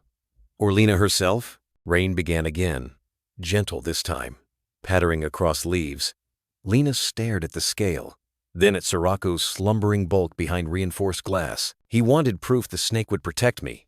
Now he knows. A satellite uplink hummed inside the receiver. On a hidden frequency, a voice crackled, metallic and distant. "Imprint confirmed. Prepare retrieval assets." Ruth's heart sank. He's not after Sirocco anymore. He's after them. That night, Ruth convened the team in the administrative hut. Maps spread beneath dim lanterns. "We have 2 fronts," she said. "Move Sirocco out under heavy guard and fortify every approach to keep the collector's people from reaching Lena or Coda." Darren traced wildlife corridors on a topographic overlay. "We'll reroute the convoy along the ridge. Roadless, predictable." Coda, lying at Lena's feet, lifted his head. Rainwater dripped from the rafters. For a moment, thunder rolled far away, echoing forest drums. Fear flickered across Lena's face, but she met Coda's gaze, and felt resolve settle in her chest. "We stand together," she said. Ruth nodded. Scars become bridges. Well before sunrise, the convoy eased from the preserve. Sirocco lay sedated inside a climate-controlled crate. Drones jammed. GPS cloaked. Lena stood beside Coda in the headlights' glow, watching the van roll away. She laid a hand on the dog's shoulder. "He's going someplace safe," she whispered, not sure whether she meant the python or Coda. "Maybe both." Darren joined them, eyes weary yet determined. "First truck clears the ridge in 20 minutes. If the collector tries anything, we'll know." They listened to the vehicle fade. Somewhere in dense jungle, cicadas started their pre-dawn chorus. But there was another sound-faint rotor blade slicing humid air. A black-hulled helicopter slipped through low clouds, running lights off. Ruth's phone buzzed with scrambled alerts, cameras failing one by one. "Phase 2, she muttered. Coda bristled, barking ONSI single, deep note. He stepped forward, despite his limp, body shielding Lena. Darren unslung a flare gun. Ruth grabbed the sonic emitter. The helicopter banked, searchlight flaring to life. But before it could lock on, Darren fired the flare skyward. An explosive blossom of red ruptured the dark, saturating clouds with false daylight. Sirens erupted across the compound. Floodlights snapped on. Rangers in rain slickers brandished tranquilizer rifles. The helicopter veered off, engines roaring, chased by a second flare. Within seconds, it vanished into dawn-stained mist. Silence returned, broken only by Lena's breath and Coda's rumbling growl. "They'll try again," Ruth warned. "Then we keep standing," Darren answered. Hours later, Darren typed a fresh incident report. "Predators choose violence. Sentinels choose purpose. Tonight a dog defended a girl from a man who cages beauty. The forest remains wild, but so do we." He saved the file, then added a personal postscript. "Some animals retire from duty, but never from purpose." Outside, Lena sketched beneath the banyan tree. In her drawing, Coda stood tall beside a pythonot, coiled in menace, but draped in protective harmony. Above them both, she sketched the faint outline of wings. Rain softened to mist. Coda lay his head on Lena's knee. The collector might still be out there circling, scheming, but for now the preserve breathed, and 3 battered guardians held their line. A veterinarian who refused to quit, a ranger who refused to look away, and an aging dog who, every day, chose to stand. Together they had stared down the serpent and reclaimed the ground beneath their feet. Whatever storm came next, they would meet it shoulder to shoulder.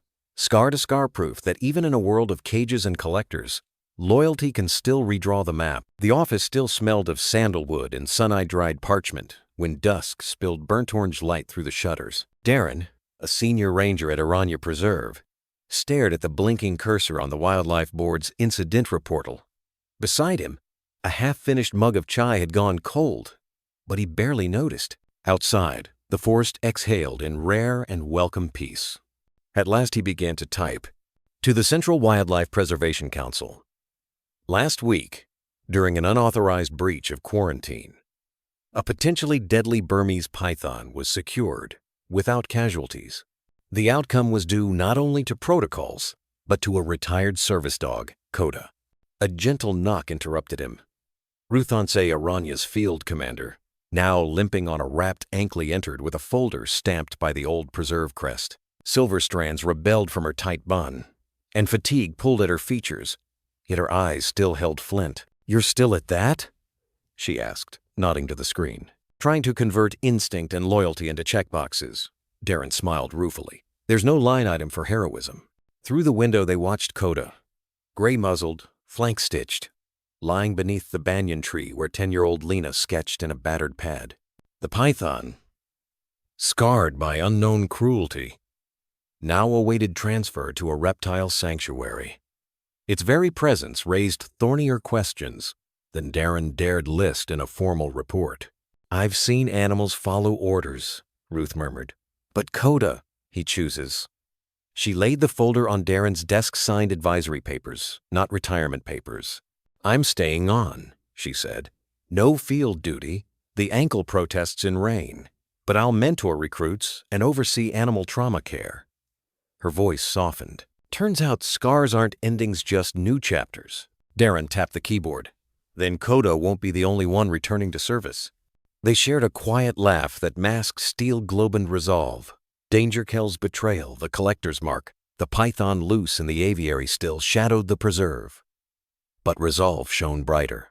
He attached a photo of Koda taken minutes after the capture, the dog standing tall despite fresh stitches, a red bandana knotted around his neck, eyes steady with unspoken wisdom.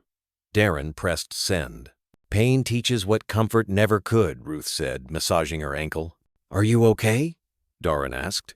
"The limp is permanent," she replied. "But so is the lesson." Outside, Lena finished her drawing. Koda rendered with wings and waved toward the office. "He wants to walk." Ruth rose, wincing. Darren followed. When they stepped into the clearing, the air smelled of damp earth and beginnings. Koda pushed himself upright, gait deliberate, yet determined, and brushed his muzzle against Ruth's cane before falling into step beside Lena. Morning arrived in gauzy gold. A reinforced crate sat in the compound center, ready for transport to an international sanctuary in Kerala. Inside, the python lay coiled, calmer now, its branded flank already healing into a scar that read like history instead of ownership. Lena watched, sleeve swallowed by her cardigan, silent since learning the final decision. Coat unleashed, yet inseparable, rested, a paw beside her boot. "She's ready," Ruth told Darren, clipboard in hand. Though the ankle wrap remained, she stood unaided. Darren nodded. "Climate-controlled flight. No public photos. Satellite tracking only. Sir." His gaze drifted to Lena as she approached the crate. She laid a palm on the wood, gentle but firm, a tether accepting release. In a whisper only the python could hear, she spoke. Something shifted inside. Acknowledgement, not fear. Even a creature of heat signatures and instinct recognized the girl who had never recoiled. Koda set his head beside Lena's hand, releasing a soft chuff. Presence, not warning. The ranger scanned vitals, signaled green, and the crate rolled up the ramp into the van. No speeches, no ceremony, just a quiet relocation from confinement to possibility. As the van disappeared down the gravel track, Ruth asked Lena if she wished to know more about the sanctuary. "No," Lena answered, eyes on the shrinking silhouette. "I want her to find it herself." Darren confirmed logistics, then said gently, "You did good, kid." "She didn't want to hurt anyone," Lena replied. "She just didn't want to be hunted. Some predators only strike when chased," Darren agreed. Birds stirred. A monkey screeched from deep canopy. Life resumed. "You never asked how I knew the python imprinted on you," Ruth said. Lena looked up. "She never struck, not once, even when cornered. She moved toward you. That's trust, and trust that deep doesn't happen by accident." "I didn't save her," Lena whispered, stroking Koda's fur. "I just stood still long enough for her to believe in me." "I'm Sito." "Standing still is sometimes the bravest act," Ruth replied. Clouds rolled in, and rain followed, drumming leaves, saturating earth, an unplanned baptism. Yet no one ran. This storm felt different, cleansing, not catastrophic. Lena's hood slipped, rain beating on her hair. A folded, unsent letter rustled in her pocket, words for her absent mother, for Ruth, for herself. Words of forgiveness, of belonging. Darren walked quietly, boots sinking into softened soil. Pride mingled with the ache of letting go. Koda padded between them, slower now but dignified, gray fur slick against his ribs, his limp no longer a wound but a memory. They reached the warped footbridge, spanning the shallow creek behind Aranya's western boundary. Wood groaned, rope sagged, yet it held like so many things in this place. Koda stepped first. Midway across, he stopped, ears pricked eastward toward dense jungle where dangers had once lurked. Rainwater streamed down his muzzle. Then he barked onslow and resonant, a drumbeat acknowledgement. "I see you. I remember. I remain." Lena's breath caught, not from fear, but recognition. "He knows," she whispered. "Something's watching. Not a threat, just saying goodbye." "Not everything that watches wants to hurt us," Darren said. "Sometimes it just needs its own closure." Koda finished the crossing and sat, tail thumping softly. Lena crouched beside him, palm on his shoulder. "You've seen too much." she murmured. "But you stayed." He leaned into her touch. Darren stepped onto the far bank and glanced back. A ripple in the mist, perhaps animal, perhaps wind, perhaps memory shifted, then vanished among trees. The rain eased to a mist. From the bridge, they saw the clearing. Animal enclosures, staff quarters, the quarantine shed. All glistened as if newly forged. Past dangers hadn't vanished. They'd changed shape, softened, become a layer in the preserved sedimentary story. They walked on, silent. Lena's fingers rested on Coda's back. Darren kept hands in pockets, no longer scanning for threats but for meaning. Coda led no longer a soldier or savior, but a witness who remembered so others could move forward. Thunder rumbled somewhere distant as they reached the lodge. Coda shook himself. Droplets, scattering like silver dust, then trotted inside. Lena lingered on the threshold, gaze drifting toward jungle shadows. "Still watching," she whispered, not to the forest but to her own lingering fears. The forest seemed to listen. She turned and stepped into the lodge without looking back. Later, Darren reopened his email draft. He typed a final line only for himself. Some animals retire from duty, but never from purpose. He saved it, closed his laptop, and stared through the rain-streaked window. Lena and Ruth sat beside Coda near the hearth, warmth blooming in firelight. Ruth's cane leaned against the wall. Lena sketched quietly, pencil moving in calm, sure strokes. Coda slept at their feet, flank rising and falling in slow rhythm, a sentinel at peaceful ease. Outside, night settled over Aranya.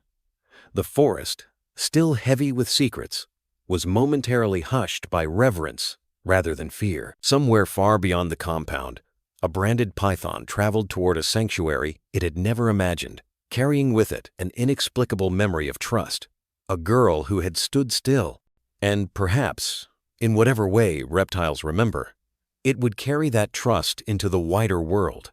Inside the lodge, 3 lives each bearing scars that glowed faintly like kintsugi seemed leaned closer to the fire, not to forget the storm, but to honor it. Pain had become a bridge, not a wall. And in that quiet, Darren realized what instinct and loyalty truly looked like in a universe of forms and protocols. A ranger who chose to stay, a dog who chose to stand, a child who chose to believe. Together, they made the wilderness a little safer, and the world, somehow, less wild. The wall had once been plain, a long, sun-bleached stretch of concrete behind the education center at Aranya. Faded vines crept along its corners. A cracked pipe dripped quietly nearby. It had witnessed too much silence, too many departures. But not today. Buckets of paint lined the base in a disorderly rainbow. Ladders leaned at uneven angles. Brushes of every size were scattered like fallen feathers. Children gathered around Ruth, who wore a speckled smock and a grin as wide as the horizon. Her ankle still bore the trace of injury, a subtle limp in her walk, but her hands were steady as she dipped her brush into amber. The mural began with earth tones, browns, ochres, deep greens. A thicket grew from the corner, tangled and wild. From its shadows, eyes appeared lemurs, pangolins, hornbills, mid-flight. An elephant calf reached its trunk toward a butterfly. Beside it, a macaque held hands with a child. But the center of the mural held everyone's breath. Coda. Not as he once was. Not the perfect, proud K9 that stood at attention. All 4 legs grounded like roots in the earth. This Coda had changed. 1 leg was missing, but it hadn't stolen his presence. If anything, it amplified it. He stood poised, chest out, gaze forward unwavering. Painted light poured down over his back like a blessing. On his collar, the word protector. Lena stood nearby, hands clasped behind her. She watched silently as the final strokes were added, a golden outline tracing the curve of his ear, the arc of his tail. Beside her, the real Coda sat, ears forward, panting softly. His tongue lolled out to one side, in a crooked grin. "Do you think he knows?" a boy whispered, tugging on his mother's sleeve. The woman knelt beside him. "I think he always knew. This just makes it official." Children wandered up in small groups, pointing. One of them asked if they could take a picture with the real one. Ruth laughed gently and nodded. Coda blinked, let out a grunt, and obliged with the kind of patience that only came from having seen too much and still choosing kindness. Darren approached from the side, a clipboard tucked under his arm. His usual uniform shirt was splattered with sky blue paint. He stopped next to Ruth, exhaling as if he'd just run a mile. "The board approved it," he said, handing her a folded letter. Ruth took it with careful fingers. She didn't read it, not yet. She just held it against her chest. "A permanent memorial?" she asked quietly. "More than that, it's being named a heritage wall, part of the National Wildlife Education Tour." Ruth smiled, but her eyes shimmered. "And Coda?" Darren knelt next to the dog and ruffled his fur. "Ambassador for Aranya. Officially." The vet signed off on his health. "We won't push him, but if he wants to show up at assemblies and wag his tail, he's welcome." Coda barked once low, soft, like agreement. Children returned with paper and crayons, some sitting cross-legged to sketch their own version of the mural. One drew Coda with a cape. Another gave him wings. Ruth laughed when she saw that one. "Might not be wrong," she murmured. As the afternoon sun crept higher, families came and went. Some brought offerings, a flower tucked in the chain-link fence, a thank you card, even a dog biscuit or two. Ruth tucked them into a small basket labeled Coda's Corner. Lena remained near the center of the mural, fingers occasionally reaching out to trace the lines of Coda's painted form. Darren watched her for a moment, then joined her. "You okay?" he asked. She nodded. "I just like it here. It's quiet, but not empty." He didn't speak, just stood beside her. After a long silence, she added, "You know, in that moment when the python came back, I wasn't scared because Coda was there, but also because I think it knew I wasn't going to hurt it. That I saw it." "You did," Darren said. "And it saw you." She turned to him. "So maybe it's not about taming anything. Maybe it's just about being seen." Behind them, Ruth was helping a child write the word courage in large block letters beneath the mural. Darren smiled. "Remind me again, who's supposed to be teaching whom here?" Lena grinned, but her eyes misted. Coda rose from his spot, stiff but determined. He made his way to the mural, stood beneath his painted form, and looked up. For a brief second, the sunlight caught both their faces, real and painted, and something passed through the air like quiet approval. A wind stirred the vines. Somewhere, deep in the jungle, a howler monkey called. Nature went on wild, unpredictable, untamed. But here, on this wall, there was a moment of stillness, of memory made permanent, a testimony painted in brushstrokes and bone-deep love. The afternoon light stretched long fingers across the desk, spilling over sheets of paper that fluttered in the soft breeze. Outside, the distant calls of gibbons echoed through the canopy. But inside the small classroom tucked near the Aranya Sanctuary's northern edge, it was quiet. Lena sat curled in a wooden chair too big for her frame, knees tucked under her chin, pencil held tight between small, ink-smudged fingers. A notebook lay open before her, its pages filled not with math or assigned essays, but stories, her stories. Coda lay at her feet, his head resting against the leg of the desk, one ear flicking at the occasional fly. His body, though aged and marked by battles both literal and unseen, had found a rhythm again. The missing leg no longer hindered his presence. If anything, it made him look more regal, like a warrior who had earned every scar. On the cover of Lena's notebook was a title written in careful block letters, "The Dog Who Listened to Snakes." She paused, biting her lip, then, slowly, deliberately, began reading aloud. "There once was a dog with ears like antennae. He didn't bark much. He didn't chase balls or eat treats out of plastic bags. But he listened, not just to people, but to the wind, to the birds, and once to a snake. Not to fear it, but to understand." Coda shifted slightly, his ear perking at the sound of her voice. Lena smiled without looking down. Everyone thought the snake was just danger. But the dog saw more. He stood in the rain when others ran. He placed himself between fear and the girl who had forgotten how to be brave. And when it was over, and the jungle quieted again, the dog stayed not as a soldier, but as a guardian. She stopped there, letting the pencil fall across the page, the sentence still unfinished. For a moment, the room was filled with silence, a kind of sacred quiet that wrapped around them both. Coda let out a soft huff. Lena leaned over, resting her hand on the fur between his ears. "I'm still not sure how you knew," she whispered. "About the snake." About me. About everything. Koda's eyes opened, deep pools of amber that seemed to reflect more than the room. They looked at her the way only a dog could, with no judgment, only presence.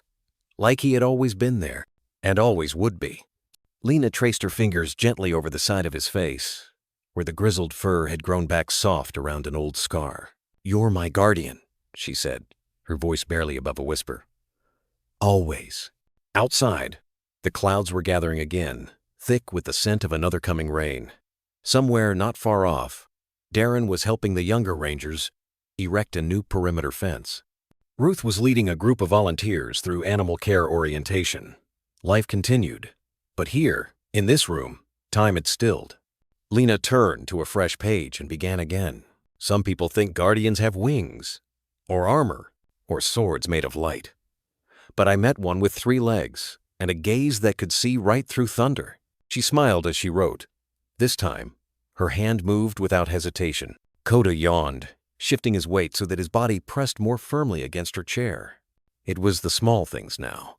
The closeness, the way he always knew where she was in a room, the protective glance when a new ranger entered, the subtle way he positioned himself between her and the edge of a crowd. He was no longer Koda the Tracker or Koda the Legend. He was simply hers. A knock came at the open door. It was Ruth, her limp slight but steady. She held up 2 mugs of hot cocoa. "Writer's fuel," Ruth said softly. Lena grinned. "Thanks."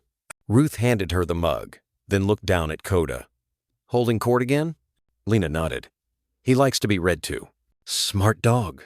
Ruth's voice held warmth and something else, a reverence, as if she too knew what it meant to be changed by something that couldn't speak, yet said everything. Ruth stepped back to leave but paused at the doorway. "By the way," she added, "that story you're writing? You should share it at the mural unveiling next week. People would want to hear it, especially the part about how he listens." Lena looked down at Koda. "We'll see," she said quietly. After Ruth left, the room fell silent again, but not empty. The rain began to fall, tapping softly against the tin roof. A rhythm without urgency. Lena closed her eyes and listened. Koda's breathing, the rain, the rustling of leaves. It all blended into a quiet symphony of now. Then she leaned over, resting her head gently against his shoulder. "I don't know where the next story goes," she murmured. Koda didn't move, "but I think it starts right here." And beneath the hum of the jungle and the steady heartbeat beside her, Lena began to write. Not just about the dog who listened to snakes, but about the girl who had once been afraid, and the guardian who taught her how to listen back. Dawn came quietly to Aranya. A soft veil of mist hovered just above the jungle floor, curling around tree trunks like whispers of breath. Dew clung to every leaf and blade of grass, glistening as if the forest had cried during the night, not from sorrow, but from something more ancient. Reverence, perhaps. From the treetop canopy came the rustle of waking birds. One called, tentative and high-pitched. Another answered. Then the air filled with a flurry of wings and chirps, as if life had decided it was ready to begin again.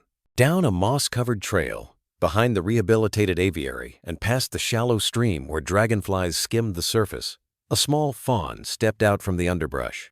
Its legs were wobbly, almost unsure of their purpose. Spots still peppered its coat, a sign of its youth. Its wide eyes scanned the clearing and locked onto something unexpected. A civet, its striped tail swaying like a slow pendulum, sat calmly at the edge of the pool. It turned its head, blinked once, and made no move to run. The fawn took a step closer, then another. Their noses nearly touched. The civet didn't flinch. Somewhere above them, nestled in the forest canopy, a breeze stirred the leaves. It felt like a breath being held and then slowly released. A new story had begun. Not one of conflict or survival, but one of trust. Back at the sanctuary, the paths had been swept clean. The murals were dry. The visitors had yet to arrive. Koda stood at the edge of the shaded courtyard. His gait was uneven now, a quiet rhythm of 3 strong limbs and 1 ghost. The stump where his rear leg once was had healed cleanly, but in the morning light, it caught shadow differently, making his silhouette unmistakable. He turned his head toward the jungle, eyes alert, nose twitching. And then, without urgency or fear, he barked. just once. It wasn't loud, not the kind of bark meant to warn or command. It was low and full-chested, confident, a sound that said, "I'm still here." From inside the main office, Ruth paused mid-step. She smiled faintly, recognizing the tone. "Still watching," she murmured to herself. In the education wing, Lena sat cross-legged on a wide window ledge, her sketchpad open across her knees. The page showed rough lines of the civet and fawn. No jungle background yet, just the beginning of an idea. Coda ambled over, settled beneath her feet. She reached down without looking and ran her fingers through the fur behind his ears. Familiar. Home. "I saw them," she whispered, just like in the dream. He looked up, tongue lolling slightly. One ear perked. His tail thumped once against the wood floor. "You knew, didn't you?" she said softly. "Before any of us." Outside, the clouds shifted. A shaft of sunlight fell through the window, casting the sketch in warm light. On the table beside her sat a notebook, its spine worn from constant use. Scribbled across the cover were 5 words. "Legacy of the Wild, Draft 1." It wasn't just her story anymore. It was Aranya's, Coda's, Ruth's, Darren's, even the pythons. All of them had left something behind. Down by the entrance gate, Darren leaned against the railing, sipping tea from a battered tin mug. A new ranger trainee stood beside him, barely in her 20s, eyes wide at every call and rustle from the canopy above. Darren gestured toward the jungle. "What do you hear?" The girl squinted. "Birds?" "No," Darren said gently. "Stories." She looked confused. "Everything here tells one. The broken branch, the muddy paw prints, even silence. You just have to know how to listen." Behind them, a pair of tourists' parents, with a young boy, passed the mural. The child pointed at the center figure. "Is that a real dog?" he asked. The mother smiled. "Yes, his name's Coda." "Coda," the boy repeated, mouth forming the word carefully like a spell. He stood before the mural in awe. The image of the dog standing proud, one leg missing but gaze fixed forward, looked more like a sentinel than a pet. Around him were painted birds mid-flight, a python curled with gentle eyes, and human hands offering help instead of harm. The boy reached out and placed his small palm gently on the painted fur. At the edge of Aranya, where the fence gave way to forest, and the air always smelled of wet leaves and memory, Ruth sat on a wooden bench built from old aviary beams. Her ankles still throbbed on cold mornings, a reminder of instinct and consequence. But she didn't mind. She watched the trees sway, listened to the wind carry something that almost sounded like laughter. Maybe from the children visiting, maybe from the forest itself. And then she heard it again, Coda's bark in the distance, stronger this time, echoing. It reverberated off the trees, across the hills, down to the stream where the fawn still lingered with its civet companion. Their heads lifted, their ears twitched. Another call came, different pitch. Somewhere deeper in the jungle, another dog answered. A wild dog, unseen but present, the forest had remembered. That night, as Aranya settled into quiet once more, the mural lit gold under the last brush of sunlight. Fireflies blinked lazily in the darkening air. And just before the sky turned indigo, a breeze rustled the tall grasses near the far fence. For a moment, it felt as if something had passed by. Not a creature, not a person, just a presence, a reminder. That courage leaves echoes. That connection outlives words. That once something is given to the wild in trust, in sacrifice, in love, it never truly disappears. It becomes part of the rhythm, a paw print in the soil, a whisper in the rain, a bark that calls back from the trees, always watching, always here. In the quiet spaces between heartbeats and footsteps, something beautiful happens. A bond is formed. Between a girl and her dog. Between a wounded soul and a creature who listens without needing words. Stories like Lena and Coda's remind us that love, loyalty, and courage don't always roar. Sometimes they walk beside us on 4 legs, with a quiet thump of a tail and eyes that say, "I've got you." German shepherds, with their strength and unwavering devotion, are more than just working dogs. They're family. They're memory keepers. And often, they're the silent heroes who walk through storms so we don't have to walk alone. If this story stirred something in you, maybe a memory, maybe a hope, and you're looking for ways to deepen the connection with your own dog, there's a gentle little resource I've found meaningful. It's not flashy, just thoughtful. Something that speaks to those of us who believe dogs aren't pets. They're partners. If you're curious, I'd be happy to share it with you, only if it feels right. Because in the end, what matters most is that we keep listening to the ones who have always listened to us.